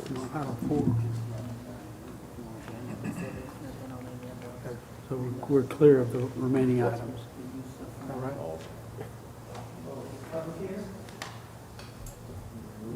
Yeah, if you're clear of all those, we can. So, it sounds to me like there are no other items to be considered or talked about. And if my assumption is correct, then without further ado, all minds clear, etc., I propose that the EDC adjourn its meeting, and my watch has 8:56. Okay, and the, I'm sorry? I'm sorry? Can I make a general comment before we adjourning, Zoom or something? You're adjourned, but you can make a comment, you're just a member of the public now. Okay. Y'all are, most of y'all are probably aware of this, I don't know if you're not. I just felt like I'd be remiss if I didn't say some comment. You notice that the Dallas Morning News is going to have a group of people coming out to Redbird, and they're going to mix with people from the region, from the area down here. One of the things that I feel like we're short down here is we don't have any publications that really take care of local information, local news, city news, this kind of thing. And people ask me, well, I didn't know about this, or I didn't know about that, or whatever. I would just encourage each and every one of you, the movers and shakers that you have in this room and connections in with other cities, is that we swamp them over there and say, hey, we need y'all to cover our local information here so that people can know on a day-to-day basis what's going on in the community. But I'll throw that 2 cents worth out there. So. Okay, anything else from council? Okay, then we will, the city council will adjourn our portion of this meeting at 8:59 p.m. And the TIF board adjourns also at 8:59 p.m. as well.